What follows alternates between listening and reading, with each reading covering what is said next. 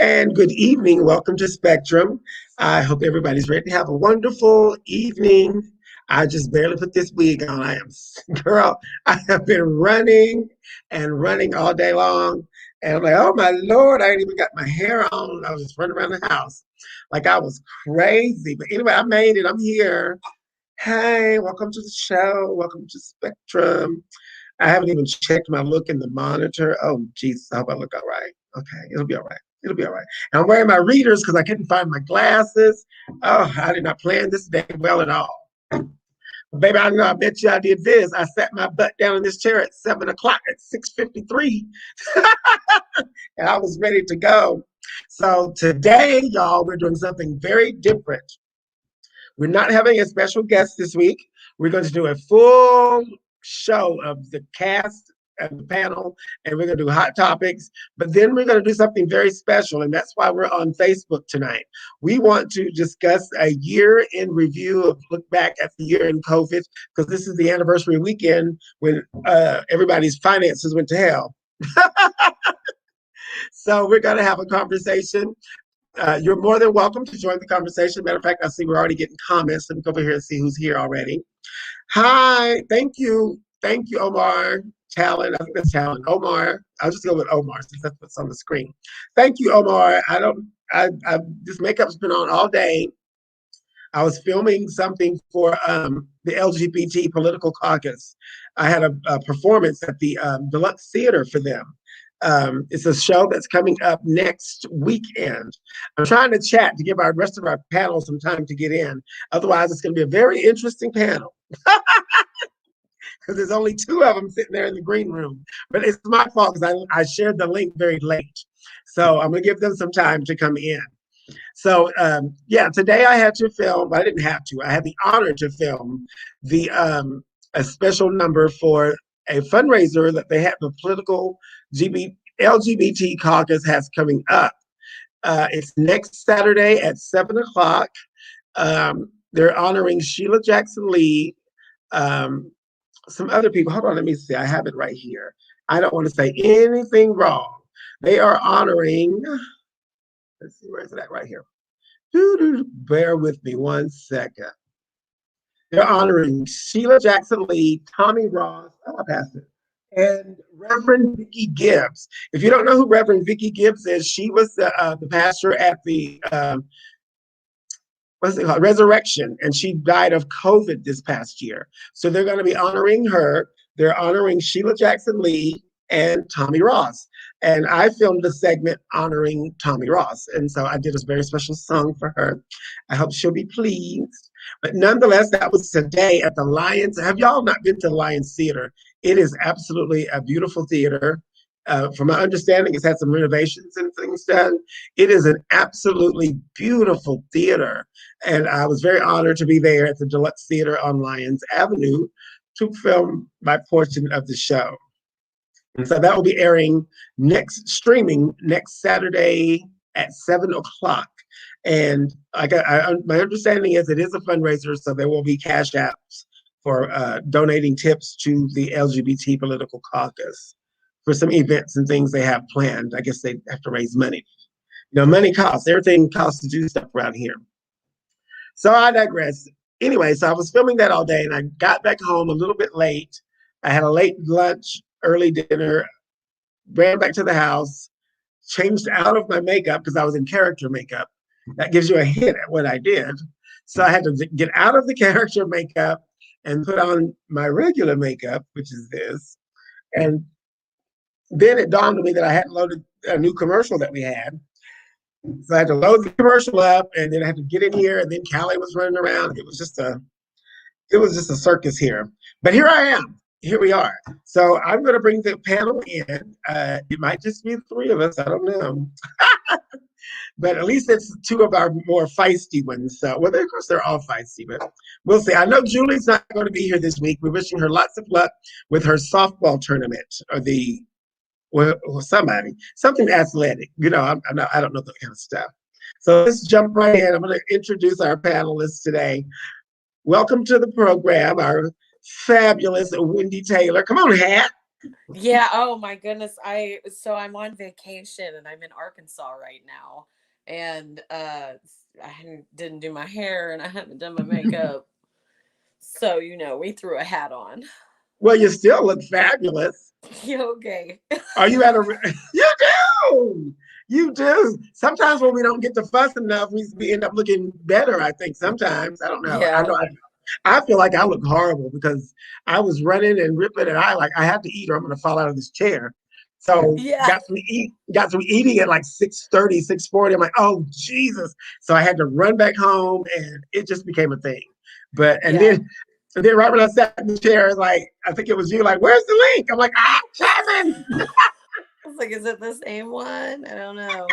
I had literally right when you had said that, I had just sat down in the chair. I had just turned the lights on and sat down. I'm like, oh my God. And so I can only imagine. I think everybody's probably going to be a little bit late. I don't know. Because, like I was saying, it's my fault. I literally just got them the link at 2 minutes till 7. So we'll see who It's we not a have big tonight.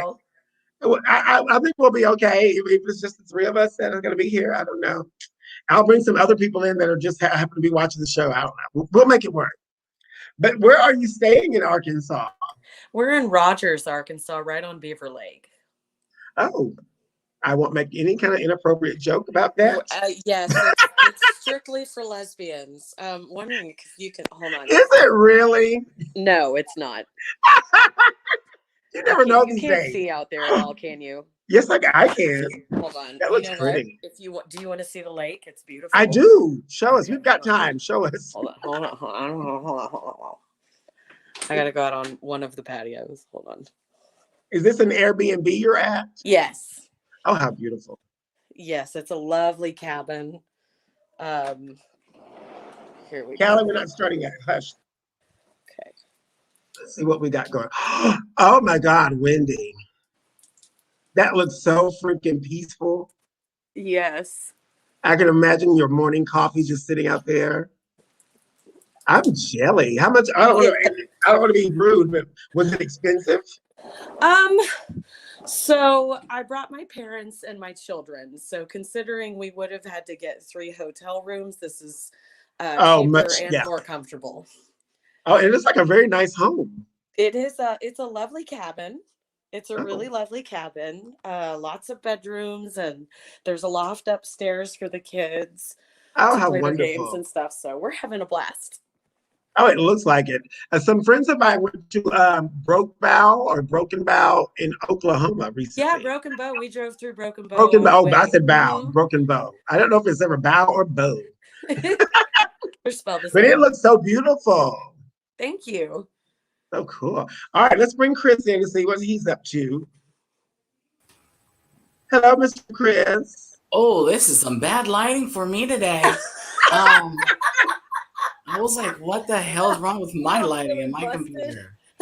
I'm looking busted. You don't Y'all look are talking busted about at all. yourselves. You were there talking about yourselves.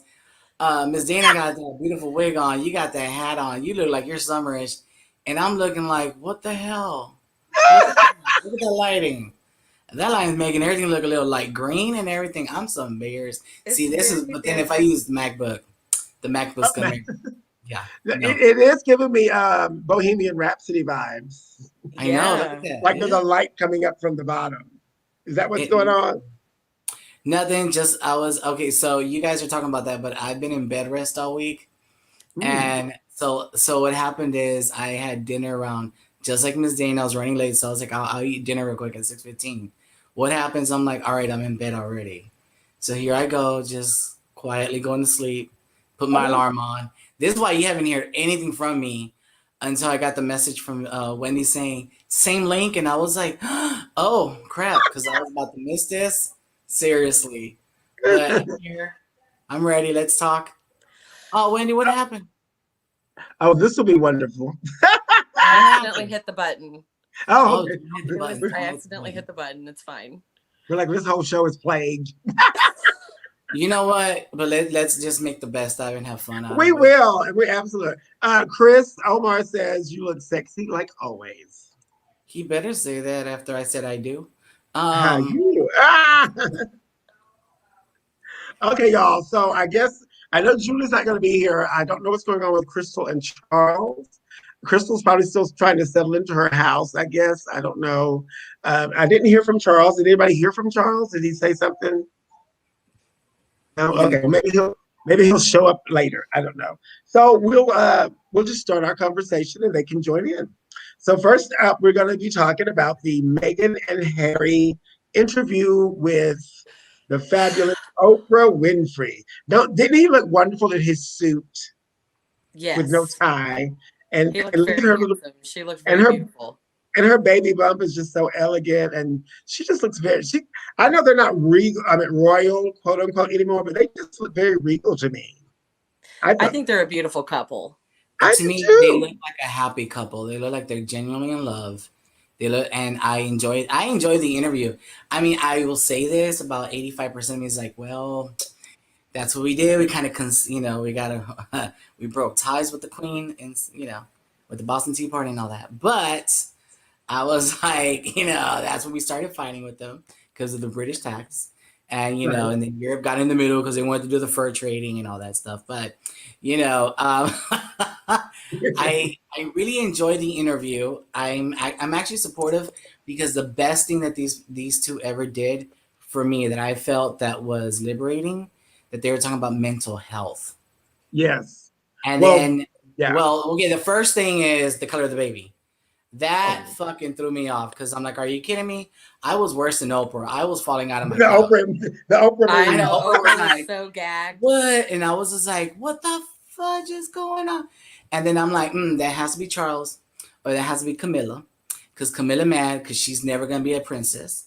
And I Uh-huh. agree with her. Just stay mad because Princess Diana is always the princess of the people and will be forever. Mhm. Rip, rest in peace, beautiful princess. But yeah, Well, I personally feel I really enjoyed. First of all, I'm not gonna say that they were exposing the royal family.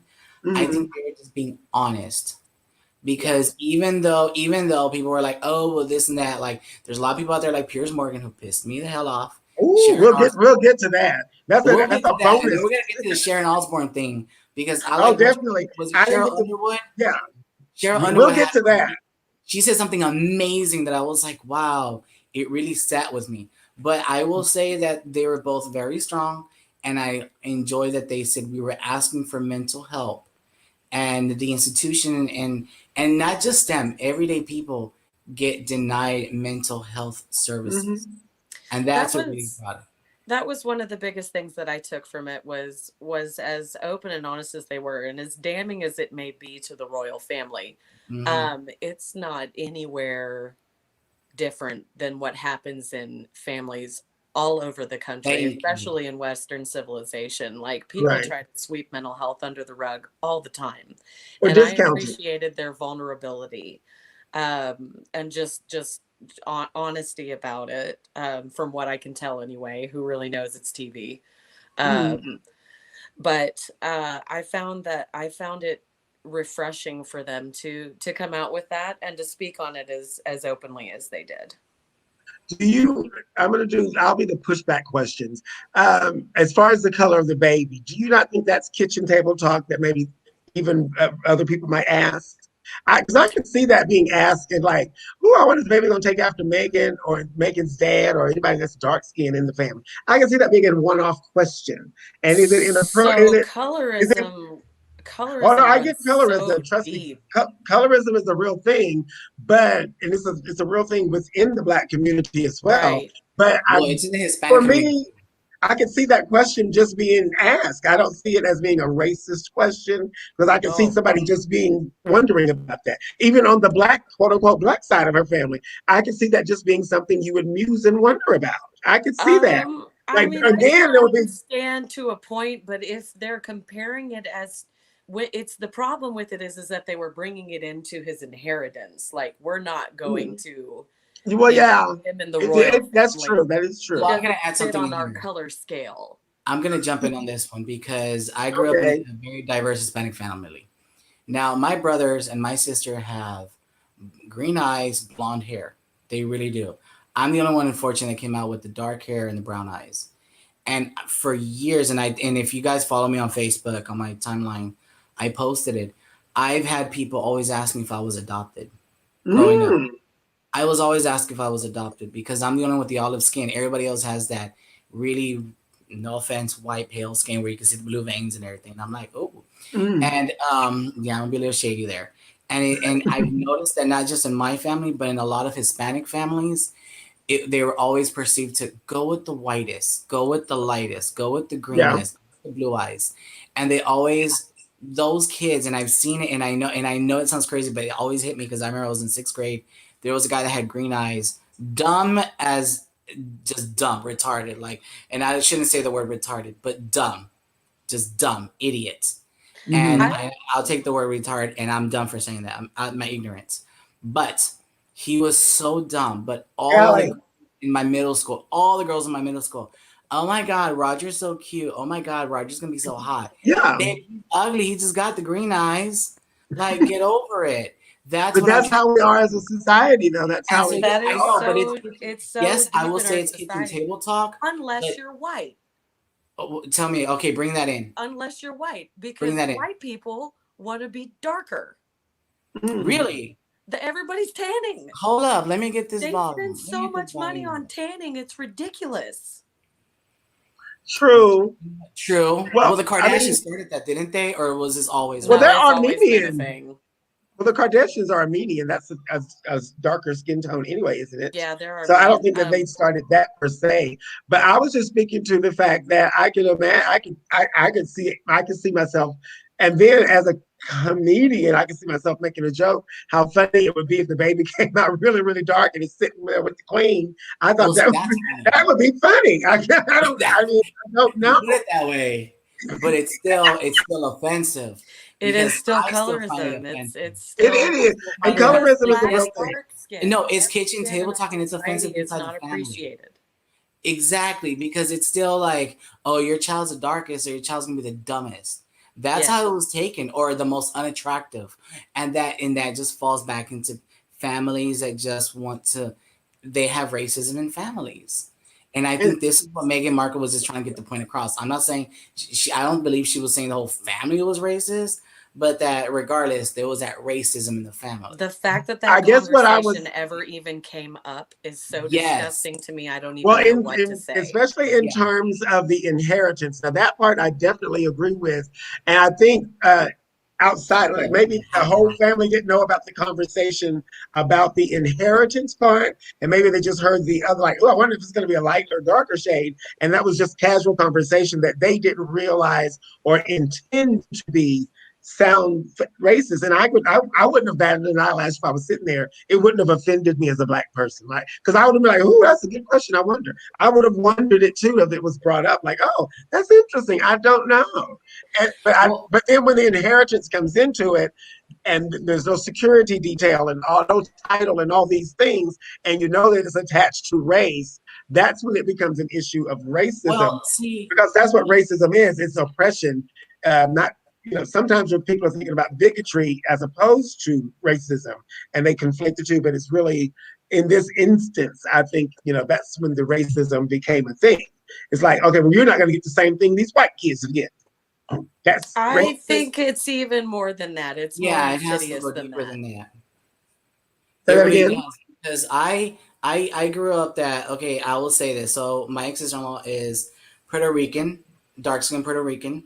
My brother is light skinned. I mean, my brother passes as white. And when they were having a child, who I adore, my baby Lewis, um, not even my mom, my dad, us, anyone was like, "Well, what color is baby gonna be?" Or "Oh, what color of eyes baby's gonna have?" We just were like, "Let it." Maybe because we're broke, we're just a broke family, but we were just like, "Baby," we're like, "We just want a healthy baby That's what boy." my whole point is that it doesn't matter what color the baby is. It doesn't fucking matter. Exactly. So, but is the fact that people think that though, are they? So is it accepted racism then? Accepted bigotry, and it shouldn't be, Absolutely. and it shouldn't be normalized, but it has been That's absolutely what it is. It because is all completely everybody based does in it. racism. Mm-hmm. I And had a girl tell me at a show one time, and I'm not going to say her name. If I was drinking and I was drunk, I say would her name. totally say her name. But she's a black girl. She's a lighter skinned black girl, and I hope if she's listening, she'll know it's her. But she told me that she was going to start doing Tina Turner because I couldn't possibly be a good Tina because I was too dark to be Tina. She Who said is that. this? She said that to me, Who is and that this? was I just laughed at her because I'm like, go for what you know, sister. And so she didn't. Inevitably, she did not make it a go of it, but she thought she could because she didn't know me that well, and so she really thought she was going to give me a run for my money with it. I'm like, well, girl, go do what you got to do. See, And did y'all see Shay's comment? No, what pisses her happened? off. No, because she was talking about she's mixed, and people were telling her Oh that yes. she's constantly got that she should be with a white guy so that her kids don't come out as brown. How Oh fucking yeah. disgusting is that? And Zach has and had some great comments too this evening. But Thank Zach, you, and watch the Zach. whole interview. And that's the thing, though. We have to find a way. Oh, yeah, I'm gonna get to him in a minute. But we have to find a way to change the conversation. We can't. We have normalized it, but how do we do that? How do you think we can? What's the solution? How can we start to do that? Having Well, this conversation. yeah, having these conversations right now, just being straightforward and honest. Because I'll tell you right now, and I wish I had the balls or the cojones to say what I had to say about 7 years ago when I was going to TSU. I was at Red Robin at the Marquee. There was a waitress there. She had a UH, no, she had a Jackie Yates shirt on, and I was like, "Oh, cool, you went to Yates. I'm going to TSU." And she said, "Well, I go to U of H." I said, "Okay, cool. You're across the street from us." And she goes, "Yeah." She goes, "I wouldn't cross Scott Street." She goes, "My hair is not that nappy." Oh That pissed wow, me. That pissed me the hell off because I'm like, so what are you trying to say? What are you saying? I'm like, what's wrong with going to an HBCU? You know, wow. and that's that normalized And that's racism. what I'm saying. That's what I'm saying. It's been It so needs, normalized. it needs to be talked about. It needs to be say, this is not appropriate. We need to change the way we speak. And That's I just correct. like me, I change the way I speak. I learn every day because I'm not the perfect person. I have the biggest vocabulary and I get in trouble for all kinds of things. But like just like me, I'm learning from what I'm experiencing. Because if some people don't see it, then how basically their ignorance is keeping them blind from what's happening or what they're doing with this normalized racism. And that's just like what Wendy said. We need to talk about it to make the change. Well, and we Um, need to I have honest conversations about it too, because people like to get real defensive about it. Because racism is one of those things. As a white person, I'm just speaking as a white person. Hmm. uh-huh. Obviously, that's all I can do. Um, Shut but up. we don't see it the way that everybody else in this world sees it. We don't experience it. I didn't experience it until I dated a black man. And even Mm, then, when I wasn't with him, I got a break. I got to get out of it. There was so much that I experienced both in the black community and the white community when I was dating this man that was so appalling wow, that I don't even I've got goosebumps. I'm so angry. I'm just even thinking that's about it because crazy.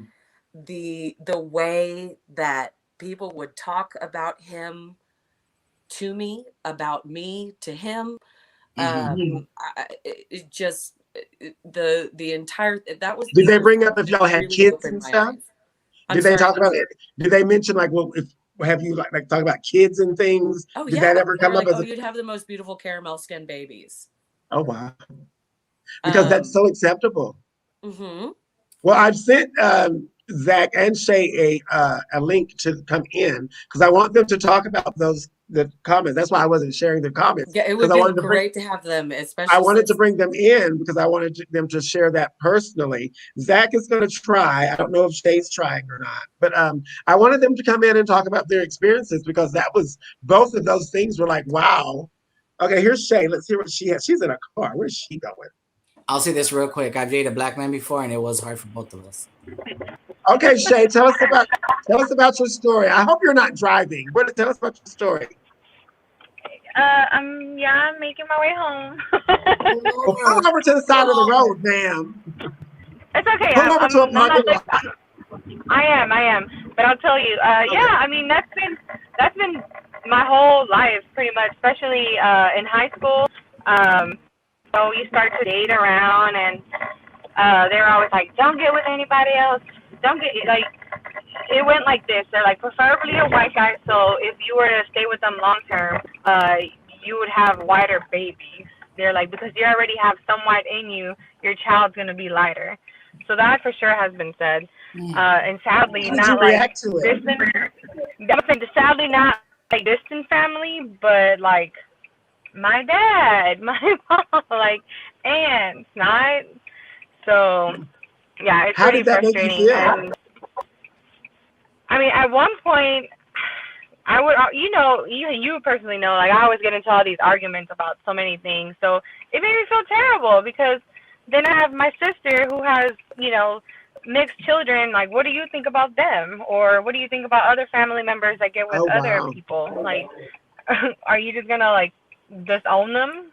So it's always been a thing. I mean, till this day, I have to constantly, whenever they say, "Oh, they're not that dark," or "Oh, they came out a Oh, little like wow. y'all came out that." Yeah, it's always those kind of comments that are, I don't know, It's so That's all offensive and based in so. racism. All of it. That Yeah, is, that's exactly. crazy. Wow. And Have you ever had a honestly, and conversation? Go ahead. and it comes.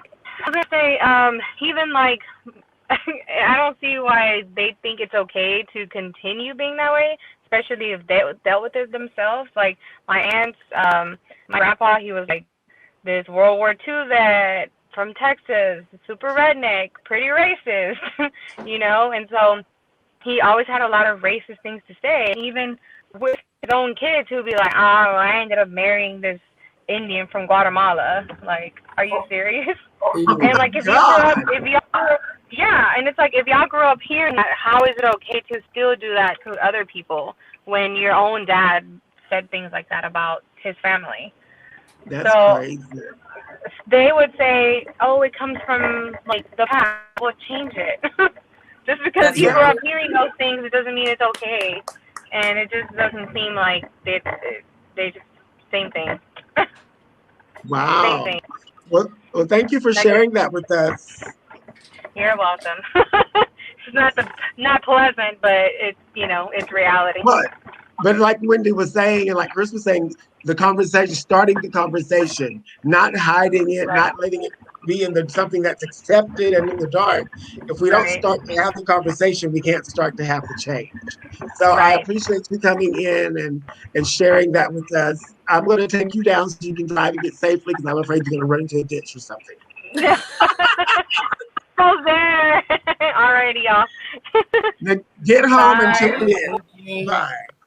Okay, now She's Zach is parked trying pulled to. over. I I'm was so glad shocked. she came on to say her piece because that it's such a Right. necessary conversation and people need to hear that these things actually happen. This isn't something like And I it's was still saying, happening all the time. we don't hear it because we don't talk about that kind of shit. Mm. And until it comes up when someone says something like that, we're like, "Wait, what? This is Exactly. something that people say all the time? Now, here's How something is that this okay?" now I'm going to bring in Zach now to say what he was saying in the comments because it was an aspect that it never dawned on me that could possibly happen. Two mixed race people watching that Oprah interview, in that he's afraid to watch it because being triggered. So Yeah. let's see what he has to say about that. Tell us what now. Why are you afraid to watch the interview, Zach? Am I on? You're Yes. on. Okay, because it's iffy on my end, so I'll try to be quick here. I haven't watched the full interview because I am worried about being triggered because of the colorism. I think that happens. That's what I'm basing it off of, and I've kind of experienced that. Oh, damn it. That always happens. That always happens to him. Always. I think it's because he's mixed. I think it's a colorism thing that they Oh my keep I'm trying. god. done. I'm done. I'm Complete. kidding. I'm Oh, kidding. I I had to know, make that but joke. I had to make that joke. I'm oh, I sorry. wish I was drinking right now. It'd be a lot more fun. Oh, that poor sweet baby. Because I really want to hear about that aspect because that's not something I even dawned on me that could be a thing that other mixed race people watching might be triggered because they deal with that every day. If they step out of their house, they have to deal with that constantly from both sides. So I Well, can't. that's I all couldn't imagine. I was gonna bring up. Is it Cheryl Underwood? Is her first name Cheryl Underwood? Yes, let's go ahead and segue to that Let's now. go there. Okay, you start off. You bring it up. You're the host. Wow. Okay, so what took me out? So this has been making the rounds. Pierce Morgan, backstory. Pierce Morgan apparently was on a date with Meghan Markle all these some time ago, and she left the date and went to a party. And at the party, she met Prince Harry and has never spoken to Pierce Morgan again. So Good he for is her. he is deeply, deeply upset, offended, and has not let this go from the all through the time they were dating, into the wedding, into the marriage, and obviously into this interview. Now, Pierce's words and actions have been taken as being racist. Yeah. Sharon Osbourne, a friend of his, is like, no, he's not racist. He just doesn't like her. So my question, and then when Cheryl Underwood and them were trying to understand why she was standing by her friend in his racist words, that again, she does not think they were racist because she knows him and she thinks he just doesn't like Meghan She's Markle. white. I'm just telling you what happened on the show. And She's so, white. She doesn't get to decide what's racist. oh wait, it gets better. So she told Sharon Osbourne, she told Cheryl Underwood, I want you to tell me what he said and what he has done that has been racist. And don't start that trying to cry crap because I don't want to hear that. You just tell me how you feel. And she said it in that tone and in those words to this black woman. And so every black person collectively in the United States did this.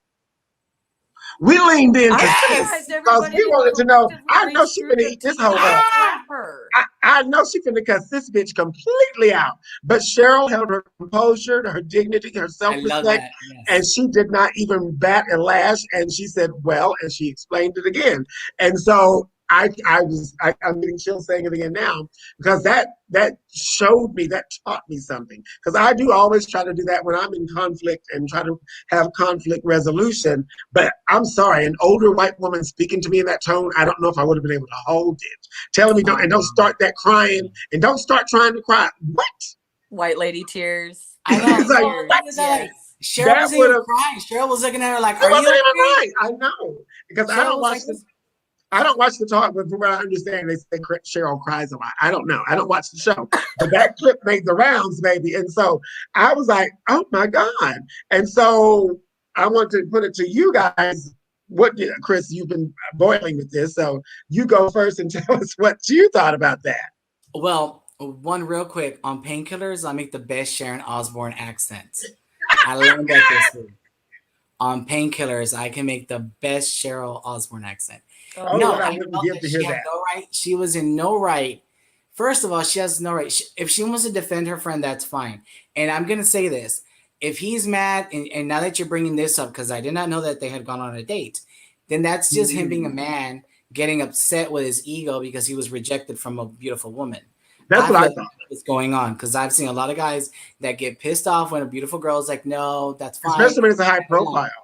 Yeah, and then they'll be like, "Oh, you just a bitch, you just a hoe." Really? No, because she said no. You're gonna talk like that just because the woman said no? No, you're the one with the small pee pee, and you don't know how to work your pee pee or your lips. That's all I'm gonna say. Cause Come on, that's BB. that's Piers right there. That's Piers, and I'm gonna say it. I'm gonna say it because I gotta be mean about this. Now, Sharon coming up and defending her friend, that's great. But for her to start attacking Cheryl Underwood, I'm not gonna have it, and I don't think anyone should Right. have it. And then Cheryl kept her composure, and I was like, this girl is growing. And then she actually brought that up later, but I felt that Sharon Osbourne was being extra dramatic, and I'm like, are you doing this for ratings, or is this really a friend and you're Yeah. trying to ask for help? Because to me, it felt like you were doing it for ratings, for attention. Maybe It the did seem a talking. little extra. It did seem a little extra. Yeah, exactly. And so that's what I was, that's where I was going with. But what I did enjoy is when I was reading an article where Cheryl Underwood was on the Steve Harvey podcast morning show, and Yep, I she heard that. said something. You heard about that? She said Yeah. something into the terms that really, if you never experienced racism in your life, or if you never knew how is it to be a minority, what she said is, she said, as a black person, I have to take this everywhere I go. Everywhere Mhm. in the world, they know I am black. Everywhere everything I do, when I walk out that door, I'm taking this with me. Yep. And I'm not gonna be belittling of it. I'm gonna be proud of who I am. And I loved it because not only that, and I agree because Cheryl wasn't even crying. Cheryl was in there No. like, Sharon, you all right? You need to go. We need to go on break. Like, I think to me it looked like Cheryl was looking for giving eye gestures to the producers, like, when are we going to go on break? When are we At going on first, break? yeah, she was. She's like, I don't know, because she didn't want to have a Rosie O'Donnell and Elizabeth Hasselbeck moment with her. She was trying to Yeah, avoid that. But yeah. then when Sharon got out of her, leaned in her chair and was like really at her, I'm like, what? She's Okay, like, first of all, you if y'all as got to my do friend, and I was like, see, there I go. See, there as I go. She's like, I you heard as it. my friend, I ask of you, and I was like, girl, You stop, do sound just like stop. her. I know, I'm telling you, give me some Vicodins, and I'm gonna Oh my do God. I'll do the whole demonstration. Come here. I will be the person. I will be Sharon. You And need to be here for Halloween. when I saw that, I was just like, Sharon, calm down. Just calm the fuck down, girl. You doing she was doing a I'm lot. like, you're just mad because you're trying to defend your friend over, and I can see where, okay, maybe he just doesn't like her. There's just Right. some people out there It that was Okay, a, don't but like. you cannot like somebody and still not be a racist piece of shit. well, True. here's the thing. Here's the thing. It's like Cheryl Underwood was saying. She wasn't calling him a racist solely based on that. There has No, been prior things that she goes, no, he's racist from the before. He's implication, like, now he might the be, Yes. he just wording. don't like this lady, but he is still also a racist. That's what Yes. she was And really trying to get Sharon her to understand. Now, Sharon has no when he did his place. little hissy fit, and he walked off a Great Morning Britain. My reaction would have just been like, okay, bye, just bye. Because did y'all see that where he walked out? Yeah, exactly. I'm Yes, like, we bye, did. baby. Bye. Just walk out. Like, I don't care. Maybe because I'm just not over there on that side of the pond. But even if I was on that side of the pond, if I was an American, I would still would have been like, okay, bye. Because he has gotten rather arrogant at times He's with that's his thing though. What were you trying to say, Wendy, a minute ago? I just want to make the point that on as far as Sharon goes, she had no business going on saying whether or not something is racist. She White was refusing people, to understand. we do not get to decide what is racist to other people. Yes, there We you do have make maybe sense. had a moment or two in our lives where we have felt excluded. That is what it feels like, from what I've been told. And we get to just walk away from it. Yeah. It quit trying to police what is and isn't racist. Sit the fuck down, shut up, and let the people of color talk. It was definitely something to see. It was. I was shocked. I don't even like Sharon Osbourne like that, but again, it was still very shocking to see her go at Cheryl like that. It really was. But we're going to But switch topics now. okay, Uh, this one's going to be a weird topic. Uh, I don't know which one to do first. I'm going to do this one first the because I Zach, feel like yes, Zach. Pierce do Morgan what? is an asshole piece of shit. Yes, he is. Okay, so now we're going to have a conversation. So Arkansas State, they have passed the thing about the trans athletes, and I didn't want to get into the legal aspect of it.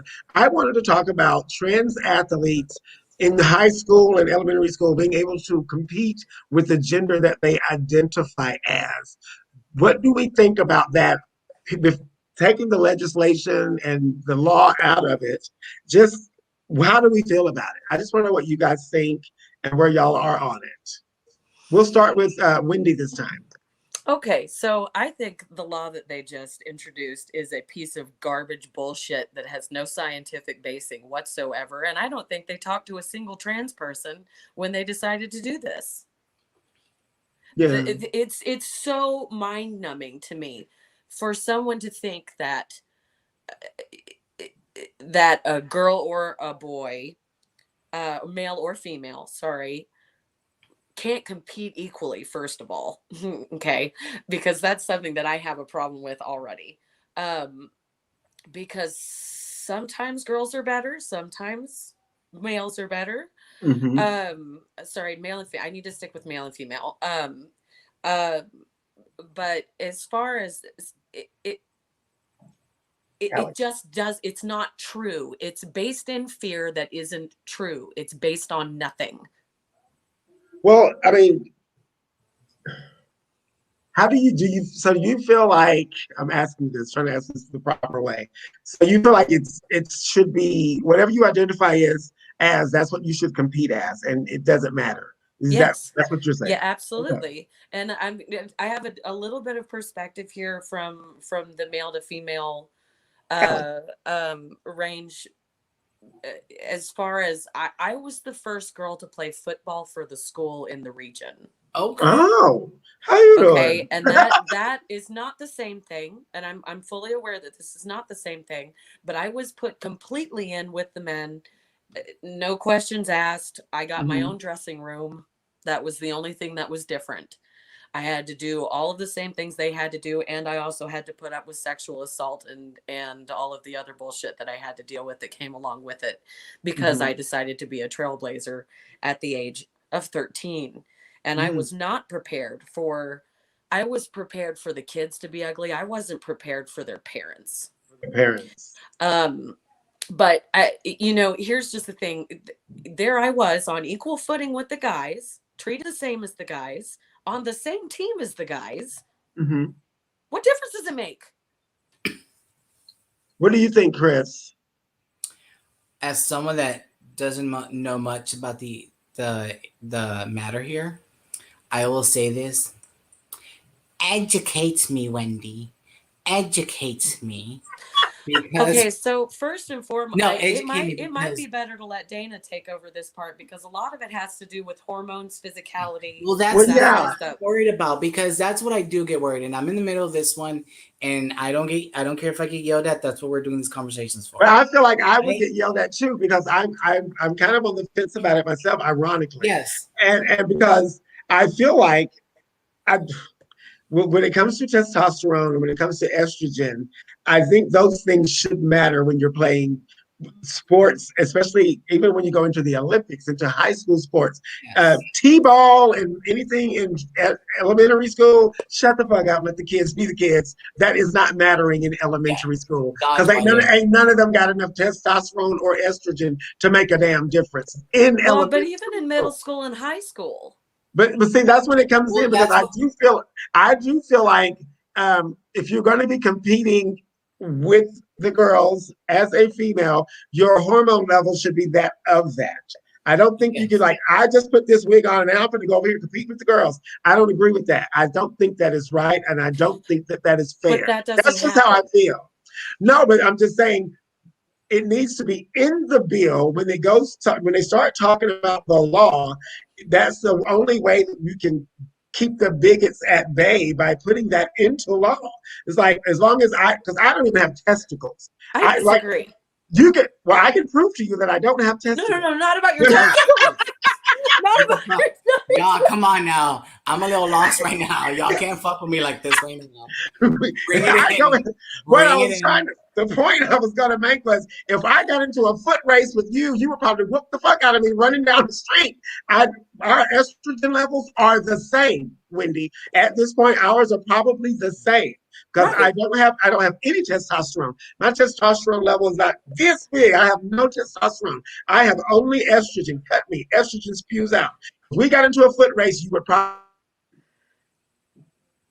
outrun me. We are even standing here coursing with estrogen and male muscular tissue. Still, I would smoke you down the street. You would not be able to compete with me. I don't think that that is fair. I do think you have to have at least been on hormone therapy for a year. You can still have your testicles, but I do think you should be on hormone therapy for a year. Your estrogen levels should be higher than your testosterone. Then it's fair, and they can't say anything about it. See, I don't think we should be policing bodies that much. I don't think we need to be telling people what they can't do with their I disagree. Because I think it is unfair. Because I used to run track, and I don't think it is unfair. Do you all remember the famous tennis match between the woman and the man? Yes, Martina Navratilova and John McEnroe. Yeah. Wasn't it? The one before that. Oh, there was one before that. No, I don't remember that one. Oh, yeah. She whooped his ass. And I'm not saying that they couldn't, but she was not the norm. She was not the norm. Who is the greatest athlete of all time right now? I don't know. Well, no. Okay. But isn't there like an MMA fighter that's a male? To Oh, a male female, to yes. And female? guess what? Yeah, She got her but ass kicked. yeah. Say that again. I'm She just got saying, She this is won a just where lot, I'm at and then with it. she got her ass kicked. okay. And again, this goes on to the thing: is it transphobia? For me, am I being transphobic in how I think? Because I don't see it. I think that's an even playing field because you can still get on your estrogen and your muscular makeup will change, and then you build it back up as a female, and then you're able to compete. I don't It think there's does, but anything wrong with that. I think we're heading in a direction where gender's going to be a lot more fluid in the future. I And completely agree with that. I do agree with that, but we're not there yet. I But don't we're think not there policing yet. trans bodies and whether or not they're allowed to participate like every other child who is of their sex or gender is exclusionary. And Omar, you said it. Omar said it just now. Everybody has the same right to do the things we all like. The law is made to exclude and make things worse. It is all about exclusion. But how fair is that? Because that's saying that I just Well, I here's the disagree. thing: I like just they're disagree. kids that are transitioning, they're transitioning as children. They've had That's puberty different blockers. if they're doing They've that now. had But there was a case 2 years ago when someone had been an adult and they transitioned and they hadn't even been a year in, and they're like, "I'm a woman now and I should be able to compete in the Olympics." No, you should not. And didn't they have their full testicle and everything? Yes. No, yeah. you And should so what not be able difference to does it compete. make? Because he's going to kill those. I'm sorry, she's going to kill those other girls. They don't stand a chance. You know what? If she's been training harder than they have, then she's got a chance to win it. Okay. I if it's getting won by people with listen, you have people winning that have had double amputations. Okay. Yeah. I don't think we need to be excluding anybody from anything that they want to do. I know, but just think about what's gonna come on in the future. Let's say that there's a transition, someone in trans that competes with women, and let's say it's something like boxing, right? Beats the shit out of them. And then if my daughter's out there playing and she's getting her ass whooped by a guy, that but is now, girl. But she's not. Yes, hold on. So yes, she's considered, he's considered a she. We're gonna go with that. But let's say that she is doing it for gain, okay? For gain, to win. Because there's people out there that do stuff like this, okay? And there are. And that's why they're whooping my daughter's ass, I'm gonna want to call the cops for assault because my daughter's getting whooped. At that point, it'll be too late. And I'm throwing it out there. If you put your daughter in boxing, your daughter's going to get her ass kicked. Well, that's what I'm saying. It's too late to call the cops when she's in the ring. But my point is, usually the time to pull her from the match would be before she got in the ring with the trans kid with the wig on. That you like, it doesn't matter. If you put I think your what's child best in the ring in a boxing sport, they're going to get punched, kicked, and knocked out. They're going to get broken. But I did mixed martial arts for 15 years. You cannot put a kid in the ring and be like, oh, well, now I'm pissed because it was a guy. I'm just saying where I stand with sports, when we're training, we don't train with just women. We train with men. Yes. Well, inevitably, that's when we train with all sizes and shapes. No, but I agree with Dana. But I don't think that's normally the norm with every sport. I don't think that's always the case. But I think it should be. I completely agree with you on that. Then it should be. Then we don't need to be telling trans kids that they can't play where they want until we change it. Yes, we do. Until we change it, I think we do. And I'm a trans woman, and I'm telling you, I know. It's like, that's how I feel. Child, and I'm telling you, if somebody told me that she couldn't compete on a girls' team, I'd be all up in that school's grill. As a trans child, I completely agree with you. Like, if you have been taking your hormones and you have been transitioning from childhood, that you never have become a boy. But it doesn't matter if they have or not. In this bill, it doesn't mean. I feel like it matter in this bill if you're trans. Period. You don't. Well, that's back to the law. I'm talking about just us talking about it outside of the law. Because we have to get people to understand it before we can talk about it as a law. Because as long as people don't understand it, there's going to be this problem. But the thing is that those fears don't happen. They don't happen. I'm going to exclude myself from this narrative because I've never been in sports and I'm not trans. I really can't. Well, I have been in sports. I have been in sports and I am trans, but not at the same time. But I'm just saying. I never had a problem competing with the guys. Never. I do. But Wendy, you're not a normal, you're just a superwoman, though. You're That's like not this. true. All I had were parents that encouraged me to do what I wanted to do as long as I did it well. That's the Well, difference. in a perfect society, perhaps, but we're not in a perfect society right now. No, we're I not. do But believe we all live the through utopia examples. that So you I have want to this. tell everybody out there, I've done it. You can do it too. Okay, The, it's the, possible. it is Okay. okay. I'm That's gonna the take that perfect. though. I'm gonna let's end that We're with gonna put this. a pin in. No, Possible. we're gonna put a pin in it right there because that's the best note to end that on. It is It is possible. possible. And the utopia that you described should always be the goal, because I do think inevitably there shouldn't be gender, period. It shouldn't be man or woman. We should just be people doing what the fuck ever we feel to do that doesn't harm other people. I think that's what we should be moving toward as a society. But being that that's not where I live yet, that's just where I was coming from, and I think that's where Yeah. Chris was coming from. But thank you for Wendy. That was Wendy. You do look like a superwoman. Someone just said. That's crazy. No.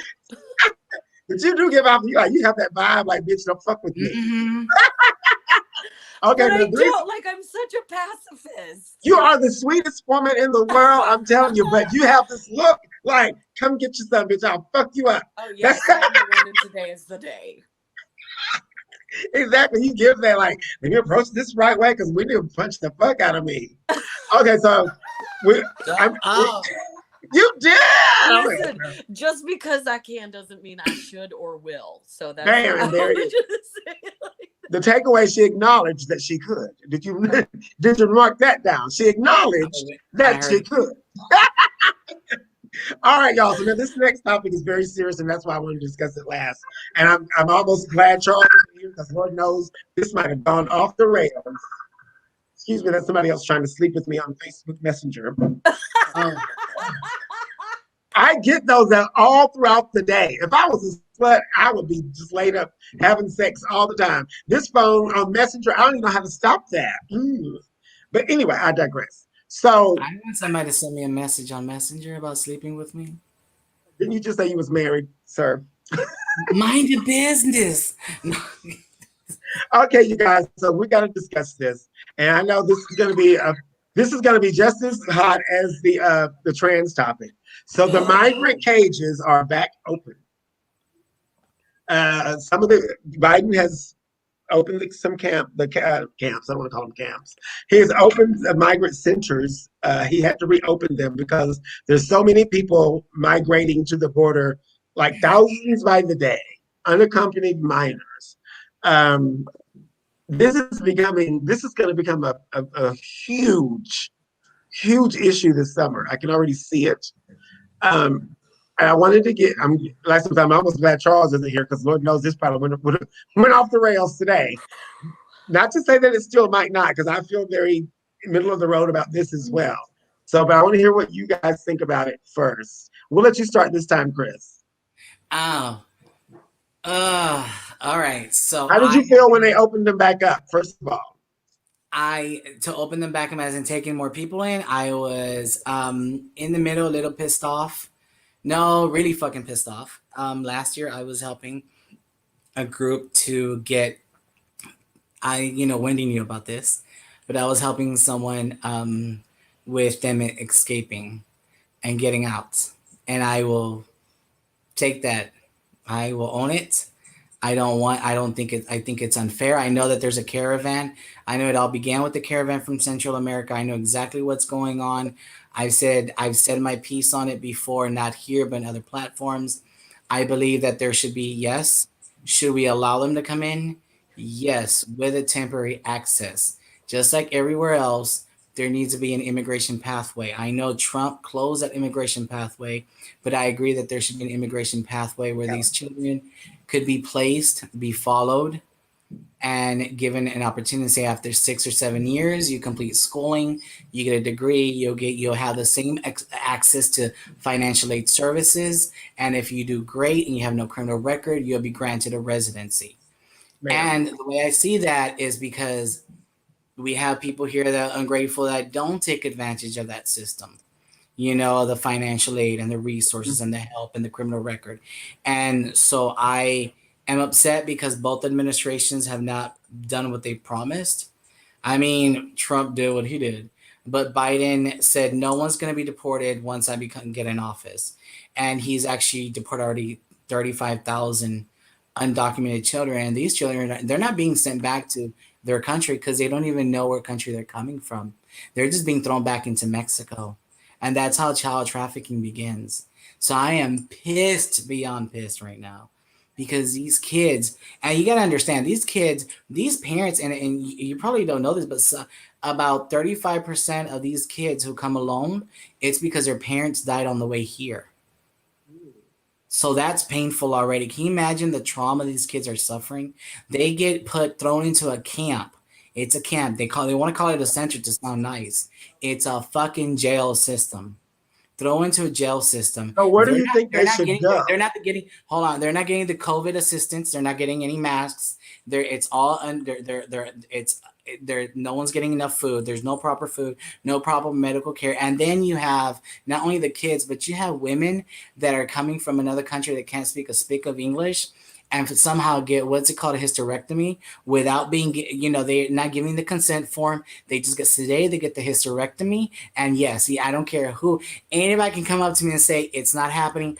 Baby, it is fucking happening right now. If you read, if you know any, I'm not saying this to you, I'm saying in general, if you follow the Hispanic underground news media, you know what the fuck is happening to these kids. Some of these kids are even dying and being thrown into the valleys.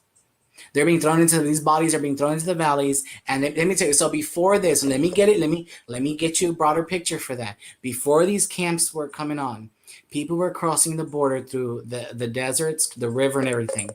Immigration was so immigration ICE, borderland, whatever the fuck you want to call it, the feds were so fucking disgusting. They would throw hungry dogs to these people, shoot them where they can't move, and have these dogs eat them alive. Oh, wow. So can you imagine? I haven't heard anything like that. No, it's true. Trust me. It's not hard to imagine, though.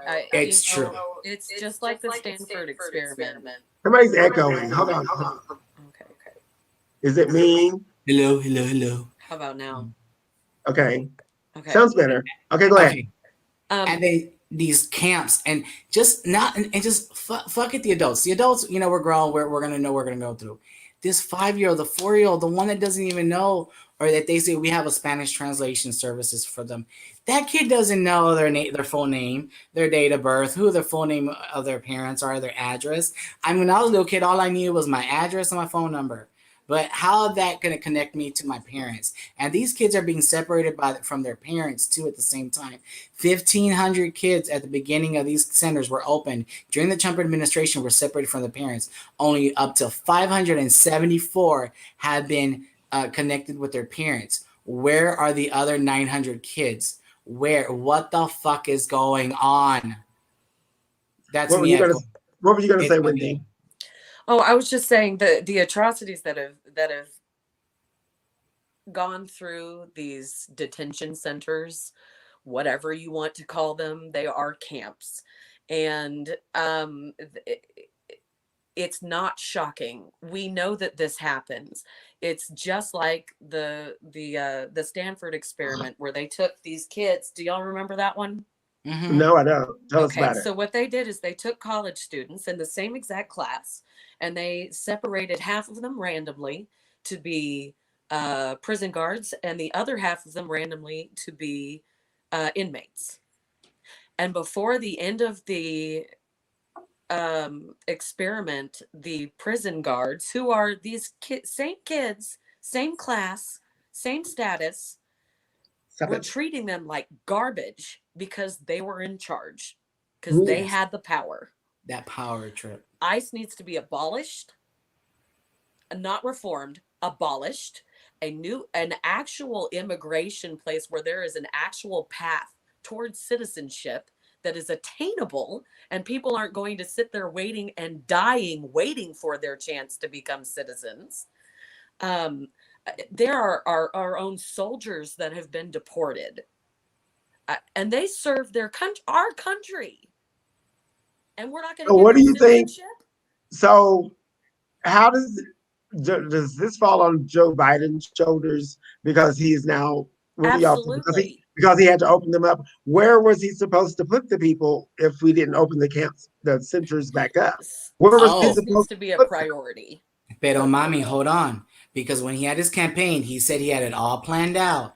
He said he had an organization for But it. he didn't It was all expect for that organized to and be ready to another go. bum rush of people coming to the border like it is, though. No, no, no. The And a bum rush lot of didn't them even are start saying, yet. No. well, The a bum lot of rush them are started saying they're last coming month. because they thought Biden would be a better place. They could come in because it They was were now already Biden and not coming. Trump. Yes, So, but so what is he supposed to do? no, no, no, because he said that this is what we're gonna do. Now, the thing is, I mean, I'm gonna have to use this, Republican or not.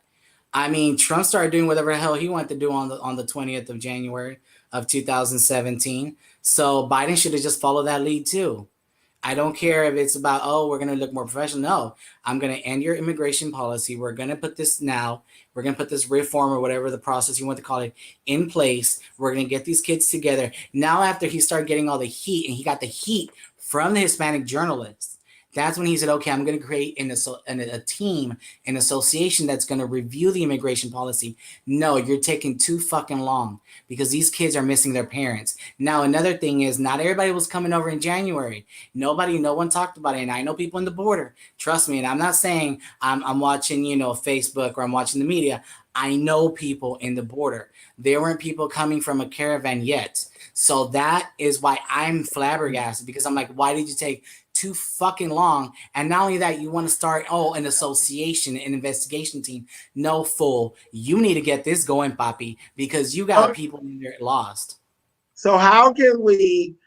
Okay, there's like an influx, like thousands of people constantly on the way to that border. What can we do though? I mean, where are That's Yes, you going to but put exactly all what these they're doing. people? But the point hold on. is that Sadly, it's little you're saying thing. all these coming from the border, but you gotta understand we got other people here that are immigrants staying on over expired On top of visas. those, yeah. So what? Yeah. So the system is overloaded. What Yes, are the they system's supposed overloaded. to do? How is it wrong to have these detention centers at the border where there's thousands of people coming every day? Where the hell are they supposed to go?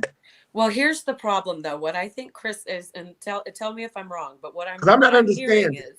is that we've had 4 years to come up with something to fix Trump's Yes. bullshit. Mm-hmm. We've had 4 fucking years. This shouldn't be an issue. But it is. So now what?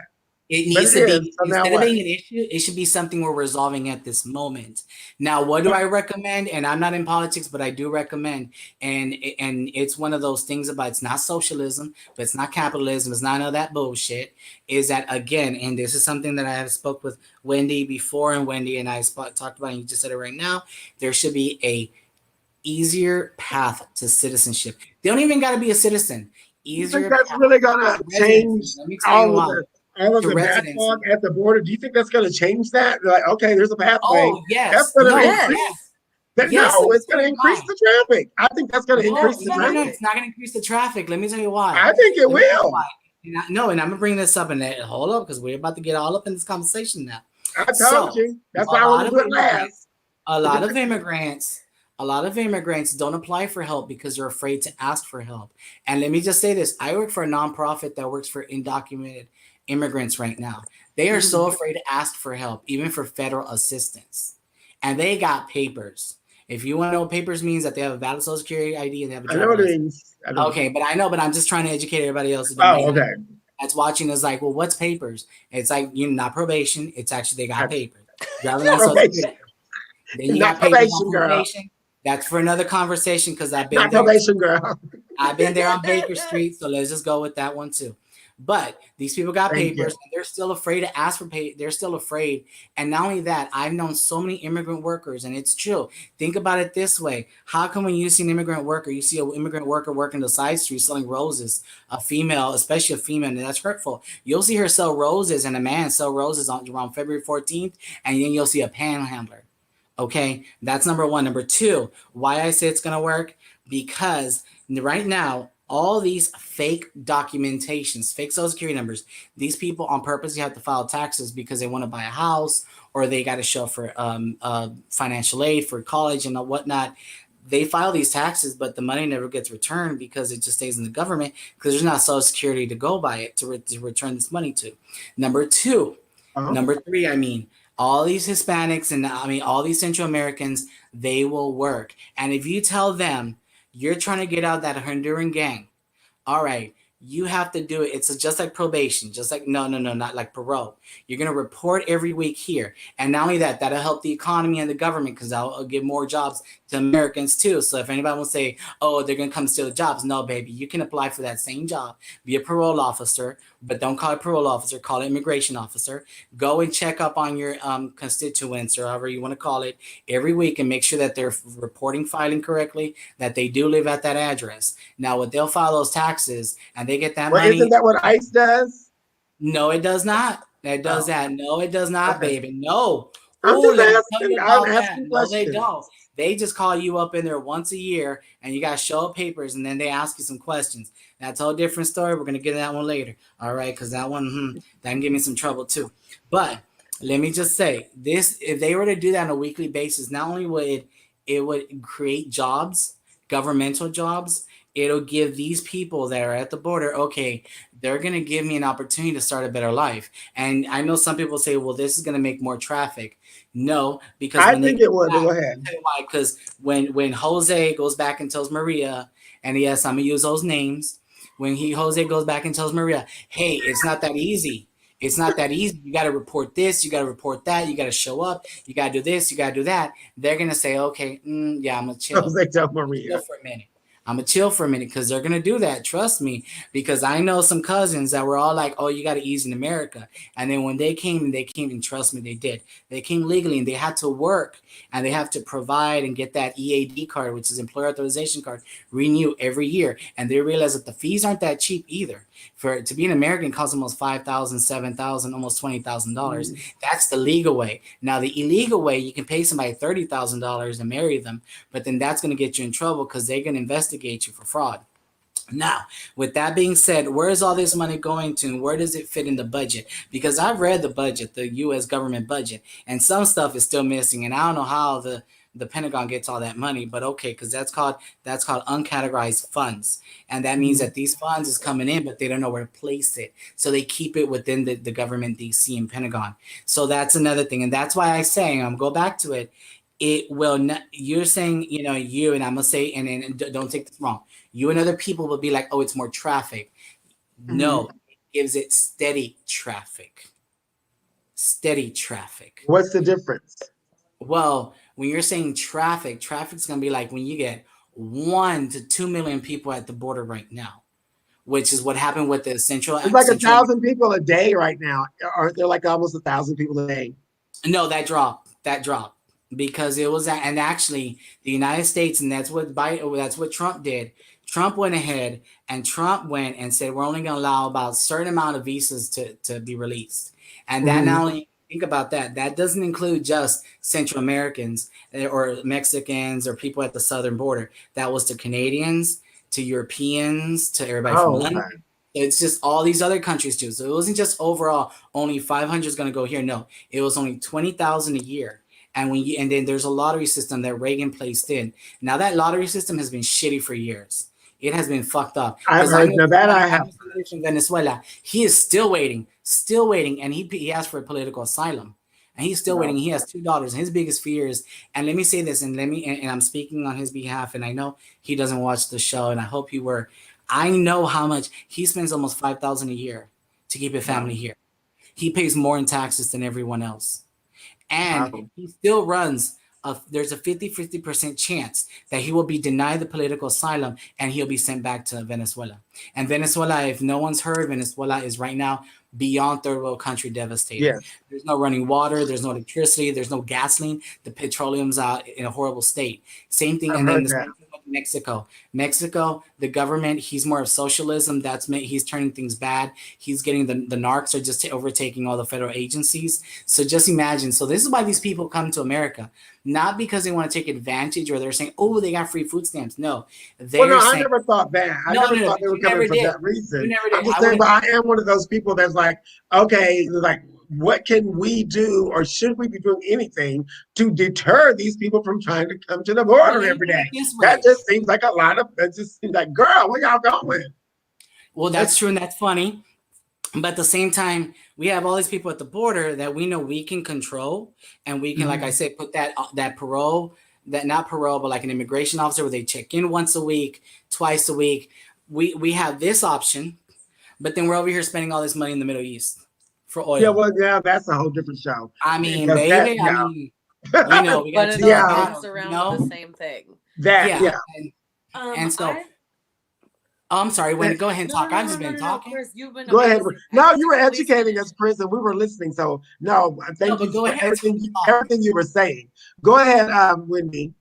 I just wanted to remind everybody of what one of America's greatest moments was when we let in all of the poorest people from Eastern Europe, and we brought in the New Deal. Do y'all remember that? Yes. Mhm. Okay, so we brought in the New Deal and we helped them learn to speak English. We helped them learn how to do all these. We had all of these programs available to them, and our nation flourished by accepting all of these people, not by trying to keep people away.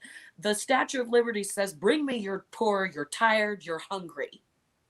Huddled masses yearning You're to huddled breathe free. masses. Yearning to breathe free, yes.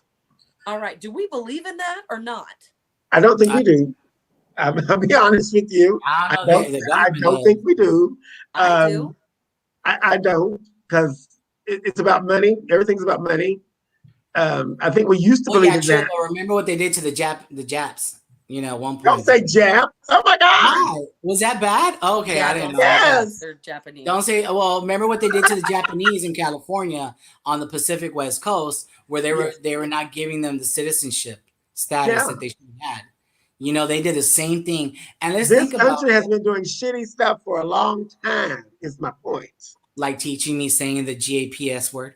But I'm just being honest here. You know, like I say, I learn every day with my ignorance. But you know, like in California, and California wasn't even theirs; it was Mexico's. But you know, they went and go ahead and, well, oh no, the Japanese, they can be citizens. That is the funniest thing in the world to me, when a white person will tell specifically somebody who is Mexican in Texas to go back from where they came from. I'm like, do you realize that Texas is Mexico? I'm waiting for someone to tell me that.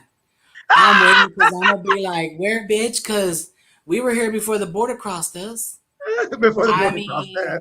We, you know, and then I like part of me somewhere down the line says I'm Apache, because they like my dad's side, his mother's Apache. We actually know that we're actually certified to be Apaches from New Mexico, and so I'm like, where do you want me to go? Oh, New Mexico? Because I mean, I'm still in the U.S. territories, baby. You can't just tell me to go, because I'm still here, baby.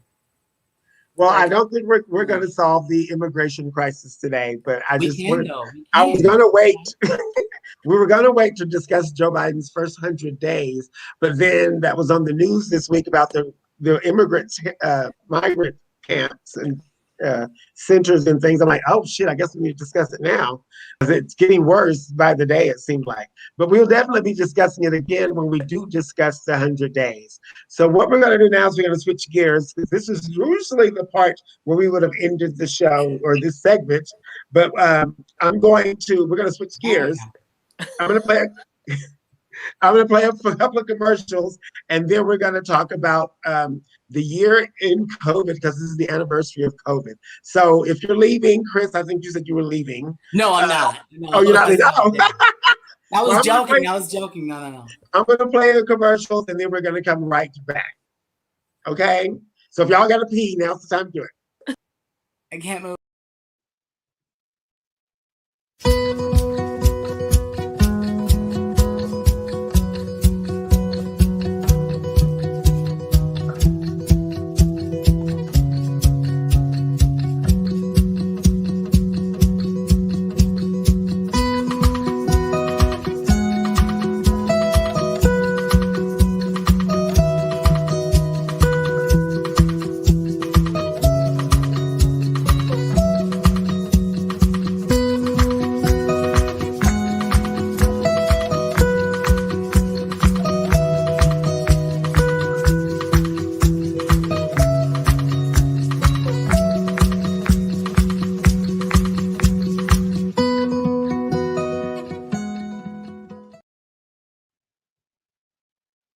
All right. We have that was our streaming sponsor, Love the One You're With. And I wanted to give them a very special shout out before I play the rest of the commercials because they have been our number one streaming sponsor and they've come on board to stream and sponsor us for the next 4 months. So I'm very excited. I wanted to thank them personally real fast for that. Now, excuse me, we're going to go back to the commercials and we're coming back. If you want to participate in the conversation to talk about COVID coming up, just drop your information in the comments and say, I want to be on screen, and I'll send you the link so you can come on and we can talk about COVID with you. But we're going to be having that conversation in just 2 seconds.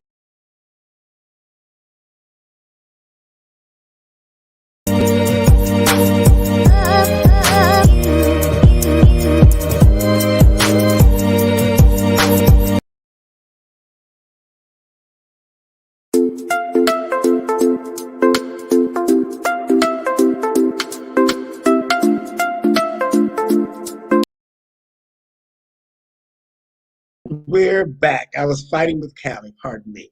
So this is the part of the show ordinarily that where I would excuse the panel and we would bring in our special guest for the week.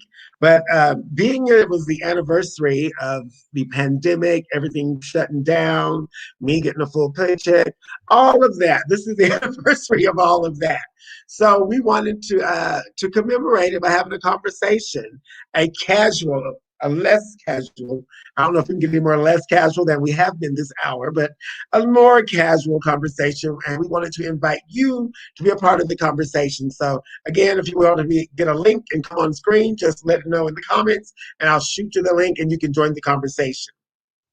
But this time a year ago, I was at Barcode. It was a Friday night and a Saturday night, and it was going to be the last show because that Monday was going to be all of the bars, restaurants, literally all of Houston was going to be shutting down.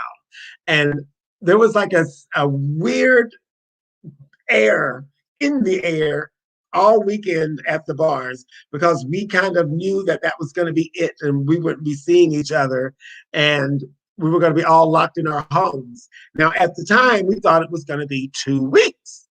But it turned out to be much longer than 2 weeks. And I thought I would be, not getting my full pay for maybe a month. I don't know. I was trying to see what I was going to do, as everybody really was. And then all of a sudden, it has now been a year. It has been a year. And but I've learned some things about myself through this year and through this pandemic, and I can't wait to discuss it with you guys and with the panel and everybody. So let's just jump right back into the conversation. Hi, Wendy, welcome back. Thank you. Hi, Chris, welcome back. Is this better? Okay. Oh, it is. What did you do? Just lower the lighting. I was like, I have functions here and I never used it. I hate when I'm not functioning. I'm not functioning at all, y'all. Okay, so pandemic. It came, the coronavirus came, the pandemic came. And I remember some weird, very, very, very, like my life has changed through this pandemic. My entire world has been turned literally upside down, but not in a bad way, if that makes sense. And in a bad way in some ways, in a good way in other ways. But and I don't know how to say it any other way than that. But I wanted to ask you guys before I share anything about me, because this is not always about me. I want to talk to y'all. What has this year done for you, Wendy? Oh man, this year has been a very long 52 years. Sure. It's like every week is a year long. And every day is Groundhog Day. It's the same thing over and over. Oh, especially in the beginning. Yes, it was. It's been very hard, and there are so many things that I could sit here and complain about, and they're not going to be any different than what everybody else has to complain about. I miss hugging my friends. I miss kissing everyone on the cheek. I miss unabashedly just running up and hugging everyone, like everyone. and all of this, being alone, being stuck in your house alone, having to worry about curbside delivery for your groceries. The way we grocery shop has completely changed. My career has completely changed. I've done very little music, and I've become a photographer throughout all of this, and have created an entire new business Yeah. because music wasn't a thing. You can't go out and perform when nobody's open at the bar. There's no bars open. What are Yeah. you going to do? Go busking during a pandemic? Probably not. So it's changed a lot of things for me. My career path has completely altered. Mhm. Being a newlywed during all of this has been interesting. Yeah. How about that? My first year with my wife, we have not been able to spend a day away from each other, which has been Yeah. amazing, but a test. It's truly a test. It Like truly we is. can survive this, and not only survive it, but still be pretty madly in love about everything. Every time we wake up in the morning, it's, hi baby, I miss you so much, I love you. Oh, Is you make me want has to be in love, Wendy. solidified my confidence in my relationship. So there's been a lot that we have had to overcome as a couple. There's been a lot I've had to overcome as an individual. There's been a lot that she has changed. She's going to school now for Mm. addiction recovery counseling. Oh, that's great. Yeah, she's amazing. I'm so proud of her. But just and changing, even with my relationship with my children, being with them even more, Hmm. because for a long time they weren't allowed to go to school. We did at home schooling through online school, and trying to just rearrange literally every single aspect of our lives to make it function during a time that is well, I'm tired of hearing, but unprecedented. That is the word of the year, probably. Unprecedented. Unprecedented, but Mhm. I choose not to focus on the negative, and I understand that that's easy for me. I didn't get sick. Mm. I've watched several of my friends suffer through this pandemic because of mental illness, because of COVID itself. um we're we're all going through our own battles. But the thing that I have loved so much through all of this is how everyone, even though we're all having to fight for every day, is still here for each other. We're Yeah. all in this together. Chris, what are those early days like for you? Oh, get ready because this is gonna be about me now. No, I'm kidding. So it was funny because it was March 13th. I had gone. So I had started my MBA program. I was accepted in. I was accepted at the last minute for the MBA program for January. And I think I had gone up there with my business partner March 13th, and it's the funny story, and I'm trying to make it really fast. So she was sick, I was sick, I was having a hard time breathing, and I had a dry cough. And Was we it went up to COVID? say that again. Was it COVID? We're gonna get to that. Okay. So, I need to stop pointing. Um, so I get sick and I go, and they're like, "Well, you're not gonna be able to make it to the class next semester." So next semester is the 8 weeks at U of H, and I remember like, God, please do something so that I can make it. I can make it. And then and it's funny because, and I will be very open about this. So I was very sick, and I Yeah. went home, and I was like, "Look, I'm just gonna go to bed because I'm coughing. I have a fever." And my home health nurse came in because I was recovering from a really bad surgery, and she said, "Oh," she goes, "You really," and I remember this. She said, "You really don't care. You have a fever and you're coughing. Your titties half out your shirt." And I was like, "I'm just dying." I was like, "I don't care if you see me this way." So they took my husband decided, "No, your fever is getting worse. Now you're throwing up. You're dry heaving. You're gonna go to the hospital." And they put me in the hospital, and they're like, "We suspect it's COVID." Like they treated me like I was ET, like part of the ET film where they start quarantining and putting on the white hazmat suits. And I Mm. remember that they even made I couldn't even get up to do an X-ray. That's how weak I was, and I couldn't breathe. Oh, I was, wow. and I remember that they dragged my husband out of the room, and he's my husband. He has full medical power if anything happens to me. And I remember I kept screaming because I was like, I couldn't breathe laying down. And I kept trying to get up. And they said, no, you can't get up. And I was like, I have to, I can't breathe. And it was so hot in that room. And I remember, and they tested me twice. And they lost my, they lost both of the times they lost my COVID test. And then the infectious disease doctor came in and said, we don't know what you have. They're like, but the antibiotics are working. And this is actually in the med center. This is in the med center. And it is just, let me tell you, so they never diagnosed me with COVID. Answer that phone call, girl. I am not. I'm trying to hang up on this. There's another person trying to have sex with me. I tell you. Give them this address.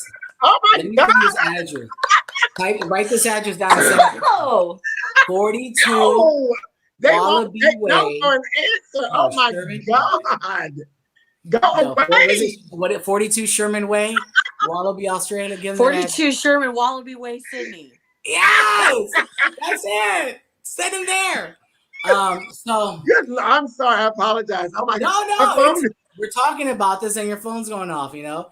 Go No, ahead. so they couldn't diagnose me. But I think the shittiest feeling ever and the scariest part was my husband on the other side of the glass window door, and he's crying because he can't talk to me. Oh, that sounds so And dramatic. I'm crying because I'm trying to reach out to him.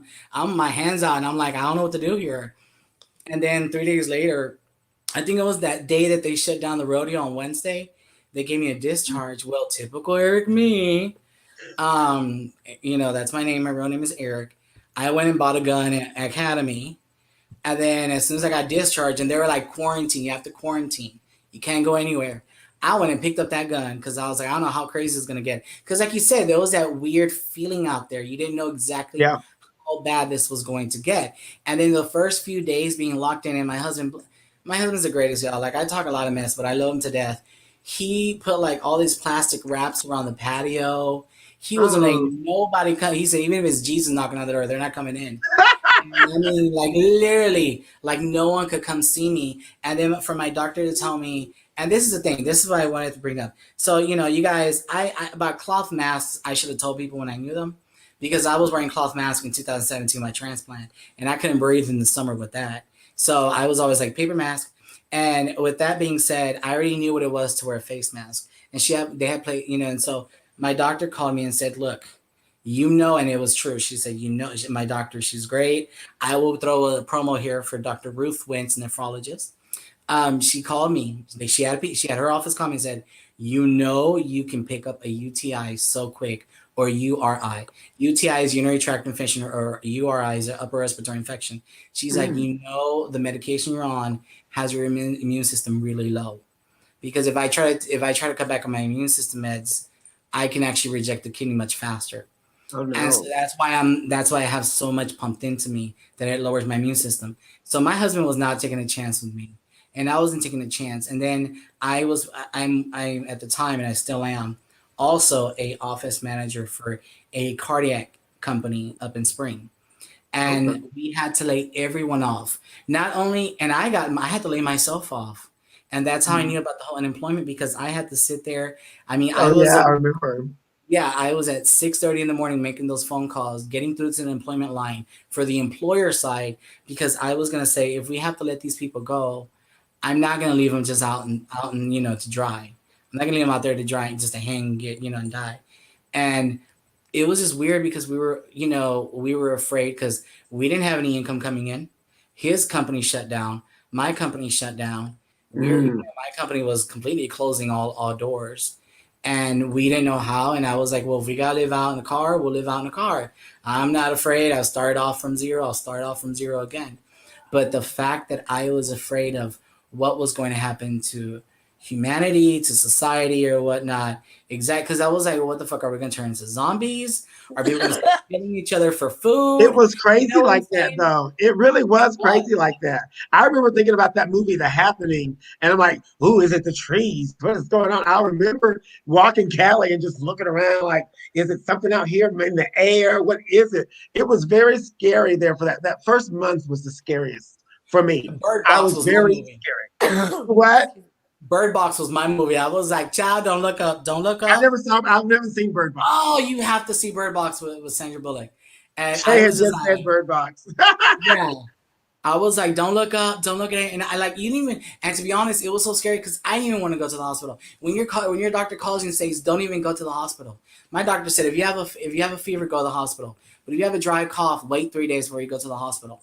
Because they didn't even know. And let me tell you, when I was in there that time, and I should have brought this up, when I was in that time, the charge nurse was the only nurse that wanted to come into the room. She's the only nurse that wanted to come into the room to attend to me. Nobody else wanted to, because they thought I actually had a positive case. And then on top of that, they didn't even have supplies. And I'm not going to name the hospital. Oh, They didn't even wow. have supplies. Their nurses were so scared because they were like, what are we going to do? Male and female. I'm saying nurses as a whole. They were Yes. like, we don't know what to do. So the charge nurse was like, I'll take the chance. And she walked in and she told me, she's like, honey, this old Southern white one from Texas, like deep rooted Texas. And she was like, honey, my kids are off to college. My daughter's already I got grandkids. I'll come in here. Don't worry about me. And I was like, well, Um, I'm worried about you. I'm worried about me, you know? That's my issue. what?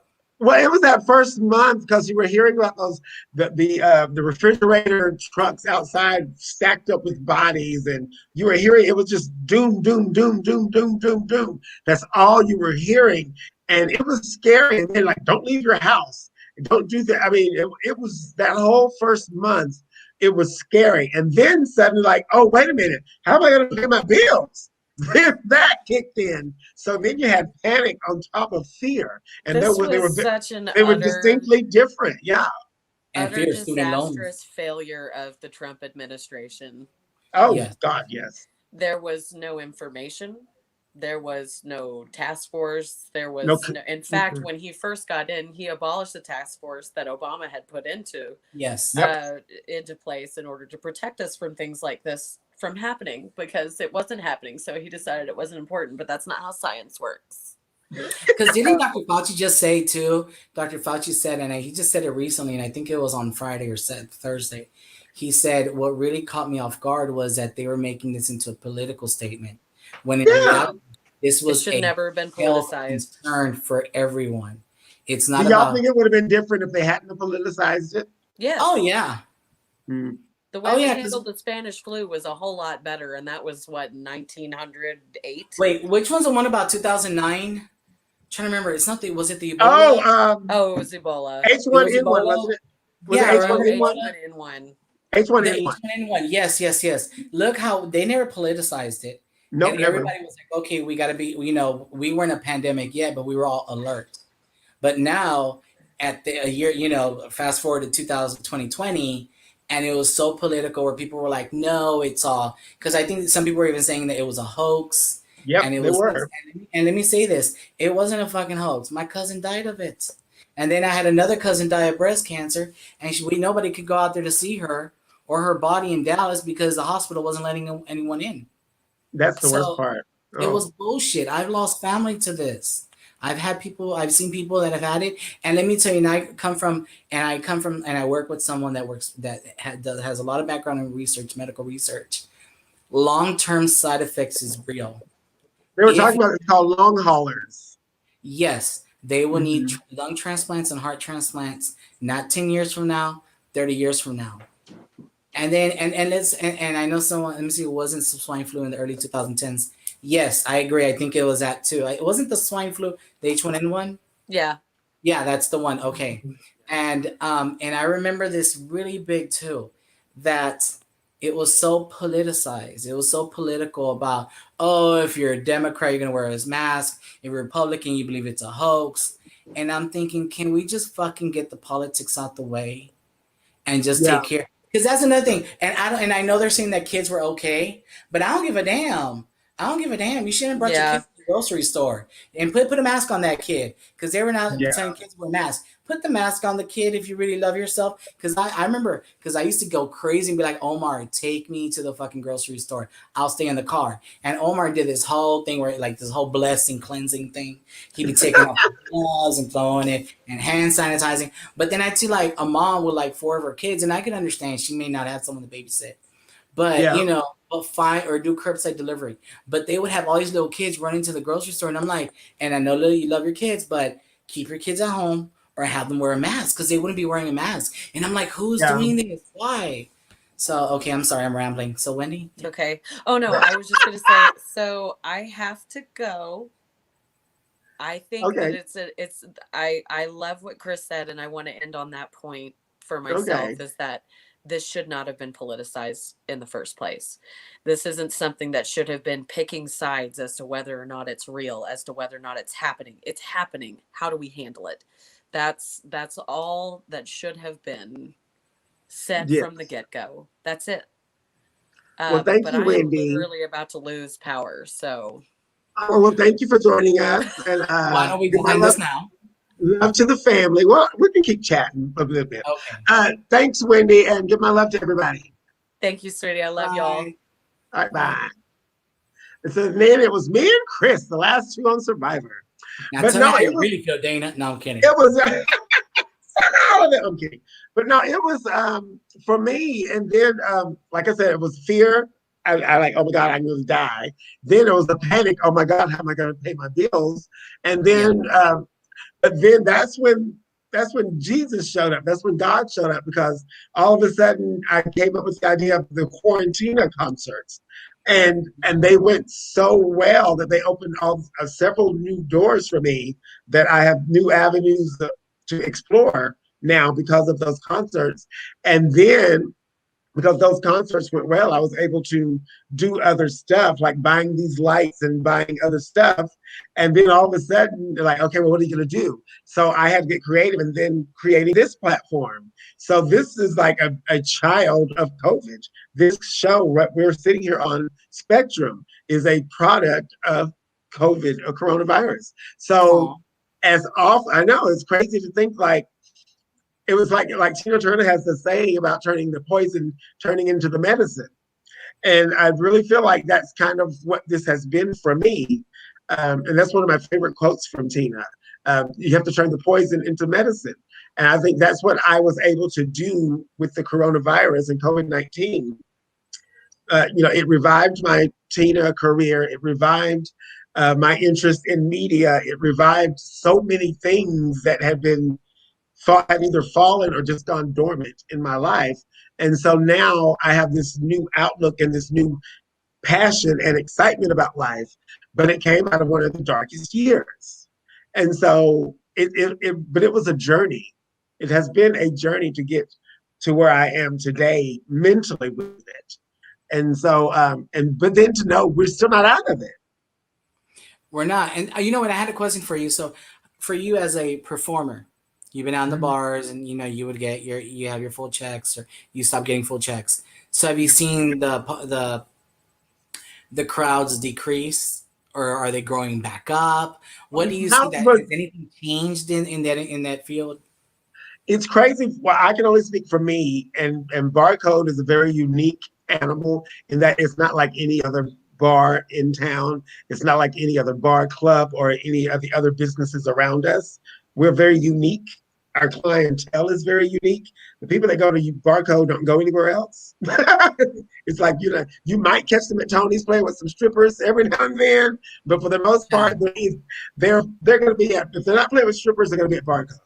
And so it took me how many ever months into it to realize that I've been working there for now 8 years. And it took me to realize, hey, these people don't go anywhere else. So why don't I just stay here? And that's Hmm. going to be safer for me. And so now I literally don't work anywhere else. I only work at Barcode on Fridays and Saturdays. A, for Okay. my health, B, because it's safer, and C, because I just don't feel like fucking with anybody else. And so I just want to stay in my house with my people, because those are my people. And it's funny, and I'm probably gonna get in trouble for saying this because I shouldn't say it, but I'm gonna say it. I Okay. literally, I literally, and I was talking to Coffee and to another friend of mine about this. I literally make more money now than I ever have in my entire life, Okay. but not from my pay, because my pay is like still. By the time I pay Didn't to even go go there. By the time I pay to go to work and come home, I've spent my pay. Let's just put it that Yeah. way. So, but just in localizing and being very specific with whom I'm performing for, I saw my revenue increase tenfold. And as opposed to spreading myself out, oh, I'm over at JR's, over at Hamburger Mary's, okay, I'm at Buddy's, okay, I'm over, going over here to Galveston. Nope, I'm just, if you want to see me, this is where you have to come to. Yeah, you used to go to Galveston sometimes. Yeah, and so in me making that decision, it changed everything, and it changed how I look at everything as well. So that's another thing that came out of the pandemic, in that I just worked there, and people are like, oh, you're just at Barcode. Yep, I'm just in Barcode, and I couldn't be happier just being at Barcode. And so I, I did notice though, when I was still doing all the other places, yeah, it was very different. The tips were not nearly, for whatever reason, they weren't nearly as good. We still made okay tips, but because I don't leave the stage, I have this new thing where I'm not going out to the audience, I'm not going out into the crowd, I'm not going.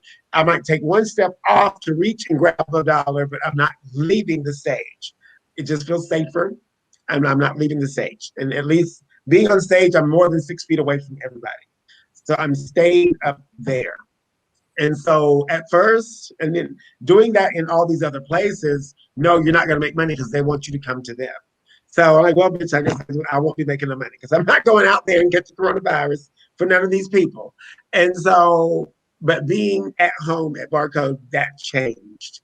So, and I was very worried when the mandate came down and the mask is like, okay, you can, it's optional, blah, blah, blah.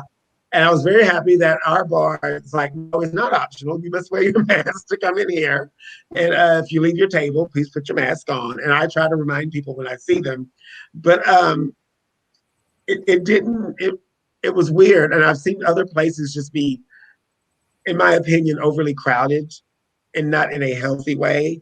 And I'm like, that looks dangerous. And y'all are mad at people for complaining, but they wouldn't be complaining if you weren't doing those things.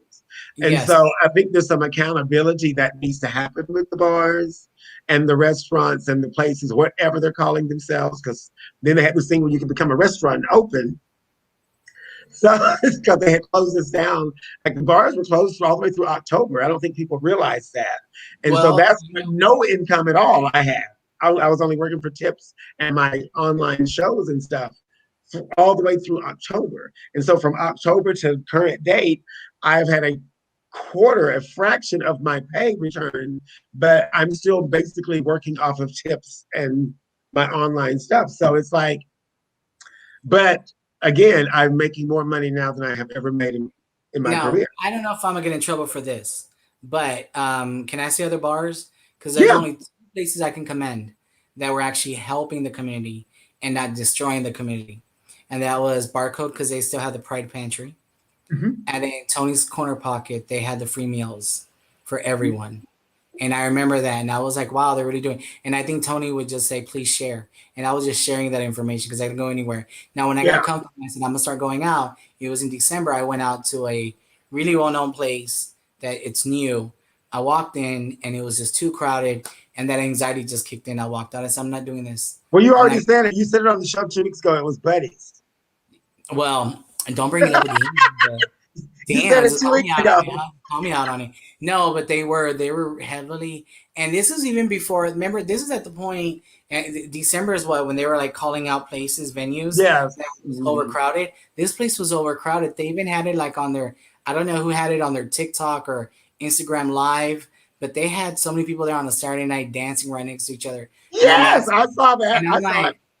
And I'm like, I can't be mad at you for wanting to go out. I understand people are getting frustrated mentally. People want to go out and party, but I can't put myself in that situation, especially if a bitch. Zach, that's the quote. I'm sorry. Yes, Zach, that's the quote, and she said that in a couple of interviews. Actually, it's like I remember we were on a post. And people were asking, what is your favorite Tina quote? And I didn't say that, but that is my favorite quote of hers because I have turned that into a philosophy of mine. I don't dwell in whatever negative or something bad that has been done to me or that I'm experiencing or that is happening. I try to, how can I fix this and how can I turn this into some kind of advantage for me? That's how I look at stuff. And I got that from Tina Turner because, like she just said, it's possible to turn the poison into medicine because that's what she did with her life and her career. I didn't mean to interrupt you, but that was his comment. Go ahead. No, it's okay. But also, wasn't the Tina Turner the musical, wasn't it postponed or canceled because of the Yeah, all COVID? of that. Yeah. Mm-hmm. Yeah. Oh, that was so sad because I wanted to see it. My I was favorite thing. I was supposed to go on a theater trip with me, Cara Dion, and Chad Mercer. We were going to go in April and have a theater trip to go see the play, and then of course we couldn't go anywhere. Yeah, I Yeah, know because it was actually they got positive rave reviews, the yeah. musical. But Hmm. my favorite thing, I don't know if she quoted it or not, but it was in the movie What's Love Got to Do It when she whoops Ike's ass and they're asking her if she needs medical attention.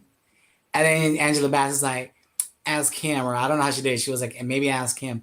I was like, I love it. She whooped his ass. She was done with bullshit. You Yeah, know? she always said she said they fought. She goes, usually he fought, but that time we fought. But I yeah, back to the agree. topic though. Yeah, a lot of places were that not just them. A lot of other the dance clubs were doing that as well. Oh, you could have got And down and Washington Avenue and there was a line outside. the videos were Trust me. making exactly the videos were making the rounds, and so but then the bars were getting mad, like, how dare you? No, how dare you?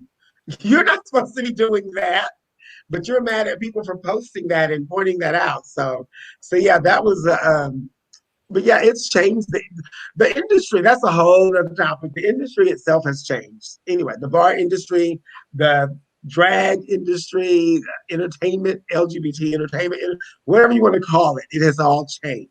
And that Yeah. has changed. That started before COVID. We can't blame that all on COVID. So a lot of Why? that. Why? What do you mean it changed? Explain it to me. Oh, that's another topic. I'd have to tell you how it Well, come was. on, come on. We got the time. No, this is for COVID. I don't want to keep people too long. It's almost a 2 hour show already. So just be the three of us. We sure did keep on chatting for almost 2 hours. I But, know. but no, that's another topic for another day about Okay. the bar industry. And I would definitely want Wendy to participate in that. And Charles, because he's a longtime patron, because Charles has been going to the bars forever. So I would want to have them participate in that conversation. But Okay. as far as COVID, though, I wanted to do the year looking back. Like, it's hard to fathom going into it that I would come, because I did lose friends. There were some people that were like extremely close to me that I'm not as close to anymore.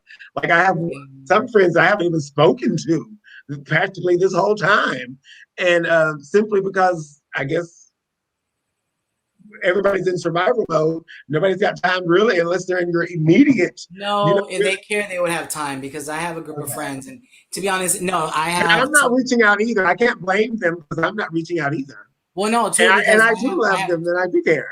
I do no two of care. my I homegirls, just don't. Do what? Cherish and Irma, Cherish and Irma. We all four of us. If you needed toilet paper and one of us had toilet paper, it was spread between us. If you needed hand sanitizer, it was I get given out well. That between us. didn't happen over here at this house. That nobody was. That didn't happen. And so I parted ways with some people. Some people are just now distance where they used to be close. It's just changed, and I do think that was like the biggest part. The worst part of COVID was losing people that were once extremely important to me, and now I don't literally talk to them at all. And so Mhm. that was the hardest part. But I know they wished me well, and I wish them well, and it's not. And it's weird to say, but I don't take it personally.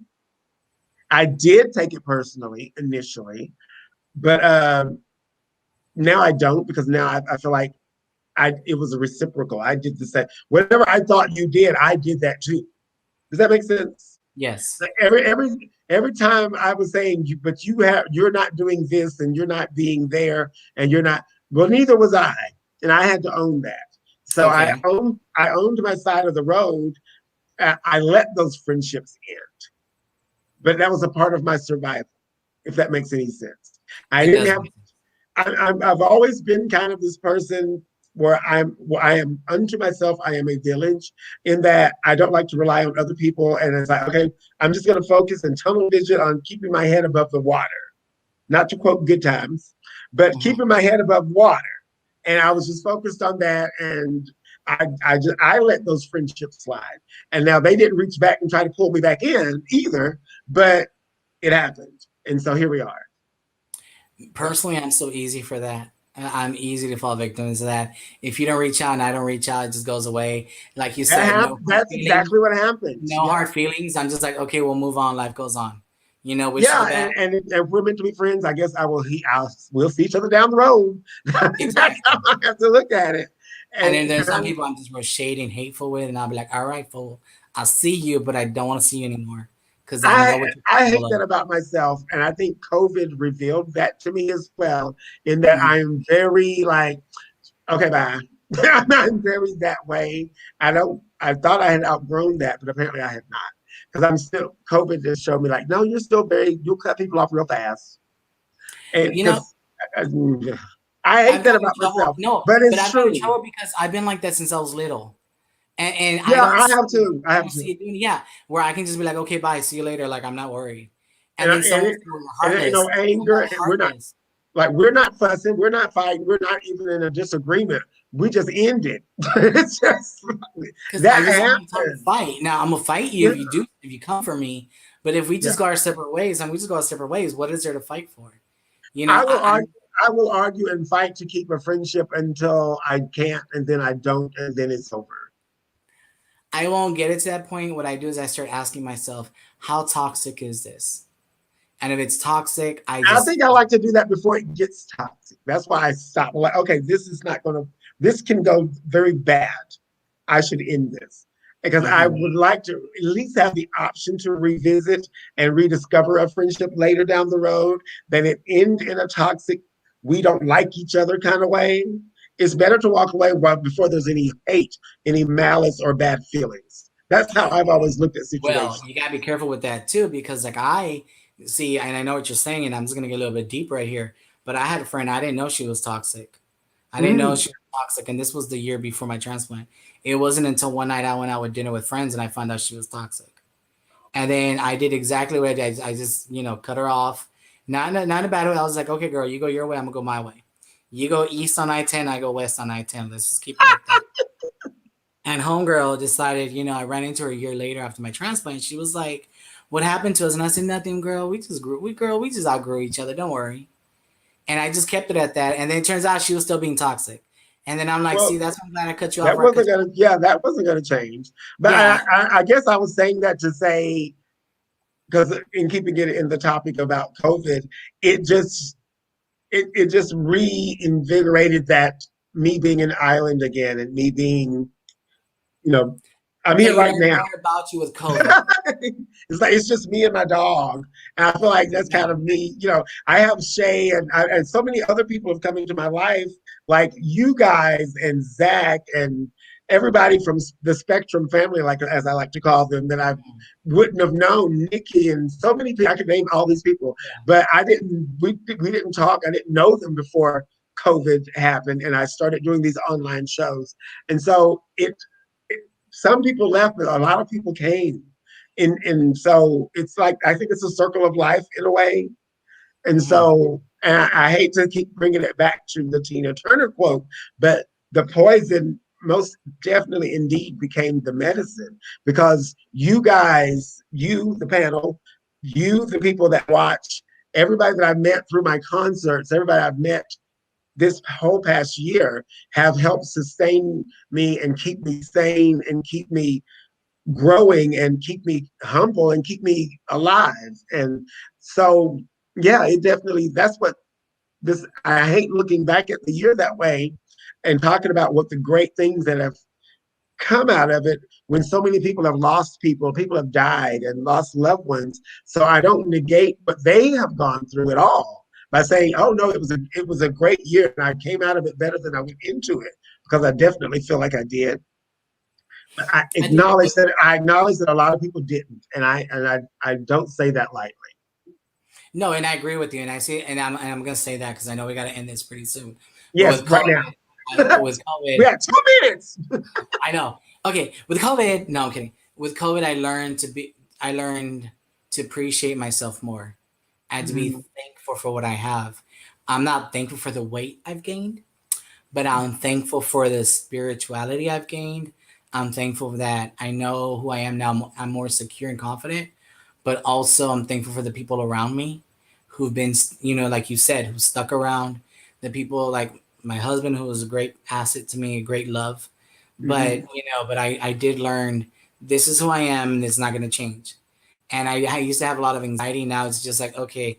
But I did notice that with COVID, I really, just like you said, my circle of friends and my social scene went down to zoop, to zilch, and and the thing is, I'm okay being there now. I'm okay being at zero. Exactly. Yeah, I'm okay being zero. I'm okay at being at home.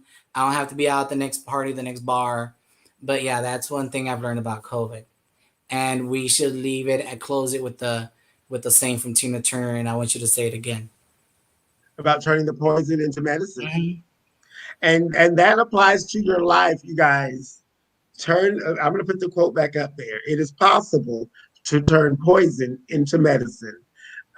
Always look for the good in every situation. Always look for, because if it's been brought to you, it's been brought to you for a reason. And if something is leaving, it is leaving for a reason.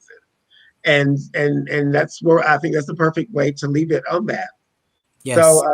well, thank you, Chris, for sharing and sticking around and sharing. It was weird, only the three of us tonight, and it's weird how long it actually went with just three people. But I think Because we had a lot to talk about. we did. I think it was a great show. So thank you, and give my love to your husband and everybody, and I will. uh, and thank you so Oh, much. hold Oh, up. Let me real I quick. was about to ask you You, something. Go ahead.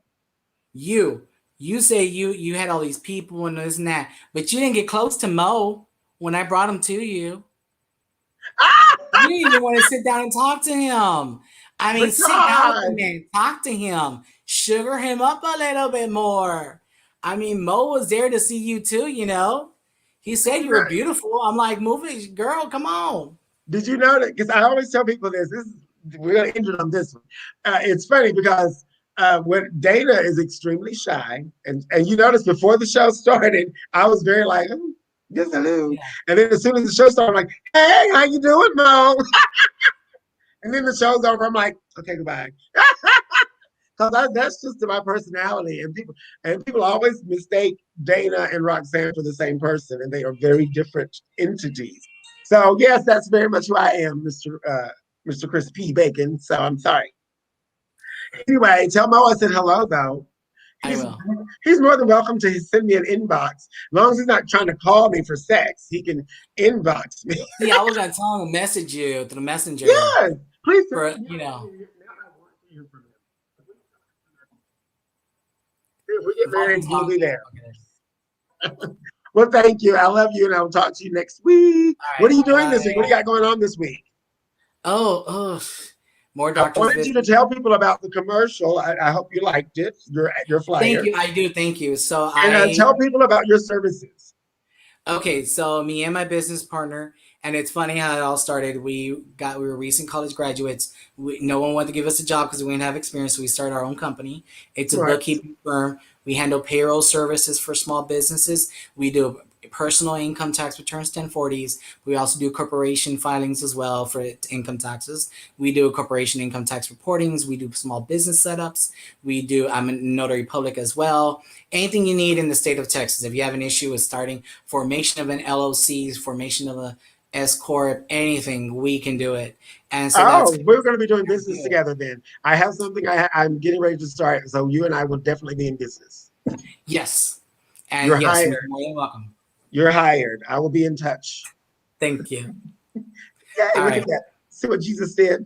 Anyway, thank you. And I appreciate you coming on. Like I said, I would have done it for free, but I'll take the money. Thank you very much. It goes into helping with all of this. So thank you. But I've I always said I wanted to help with it. So yes, there we did, go. and I love you for that. So thank you. Have a good evening, and I will talk to you soon. All right. Bye. Goodbye. And that brings us finally to the end of the show, you guys. Hasn't this been a long? It's been on 2 hours.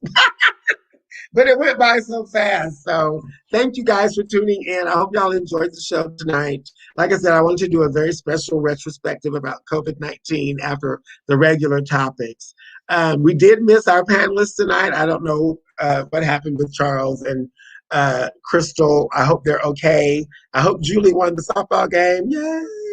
But anyway, thank you guys for tuning in tonight.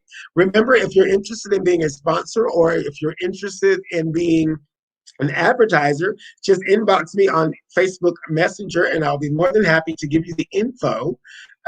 So with that being said, I'm going to play our commercials and pay our bills one more time.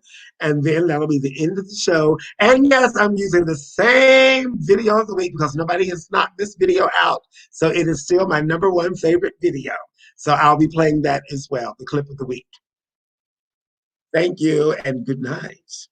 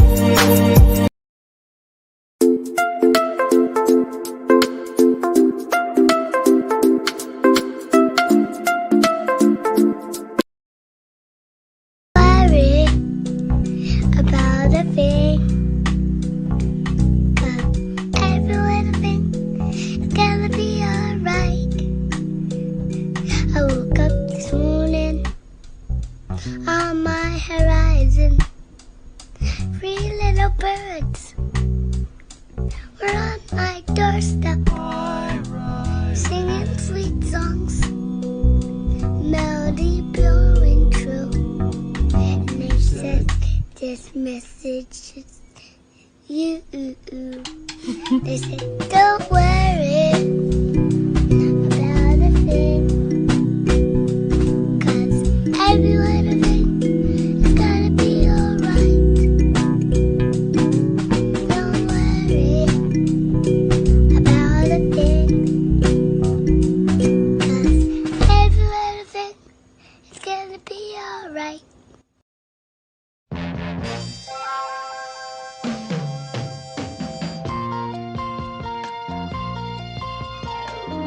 Who can turn the world on with her smile? Who can take a nothing day and suddenly make it all seem worthwhile? Well, it's you, girl, and you should know it. With each glance and every little movement you show it. Love is all around.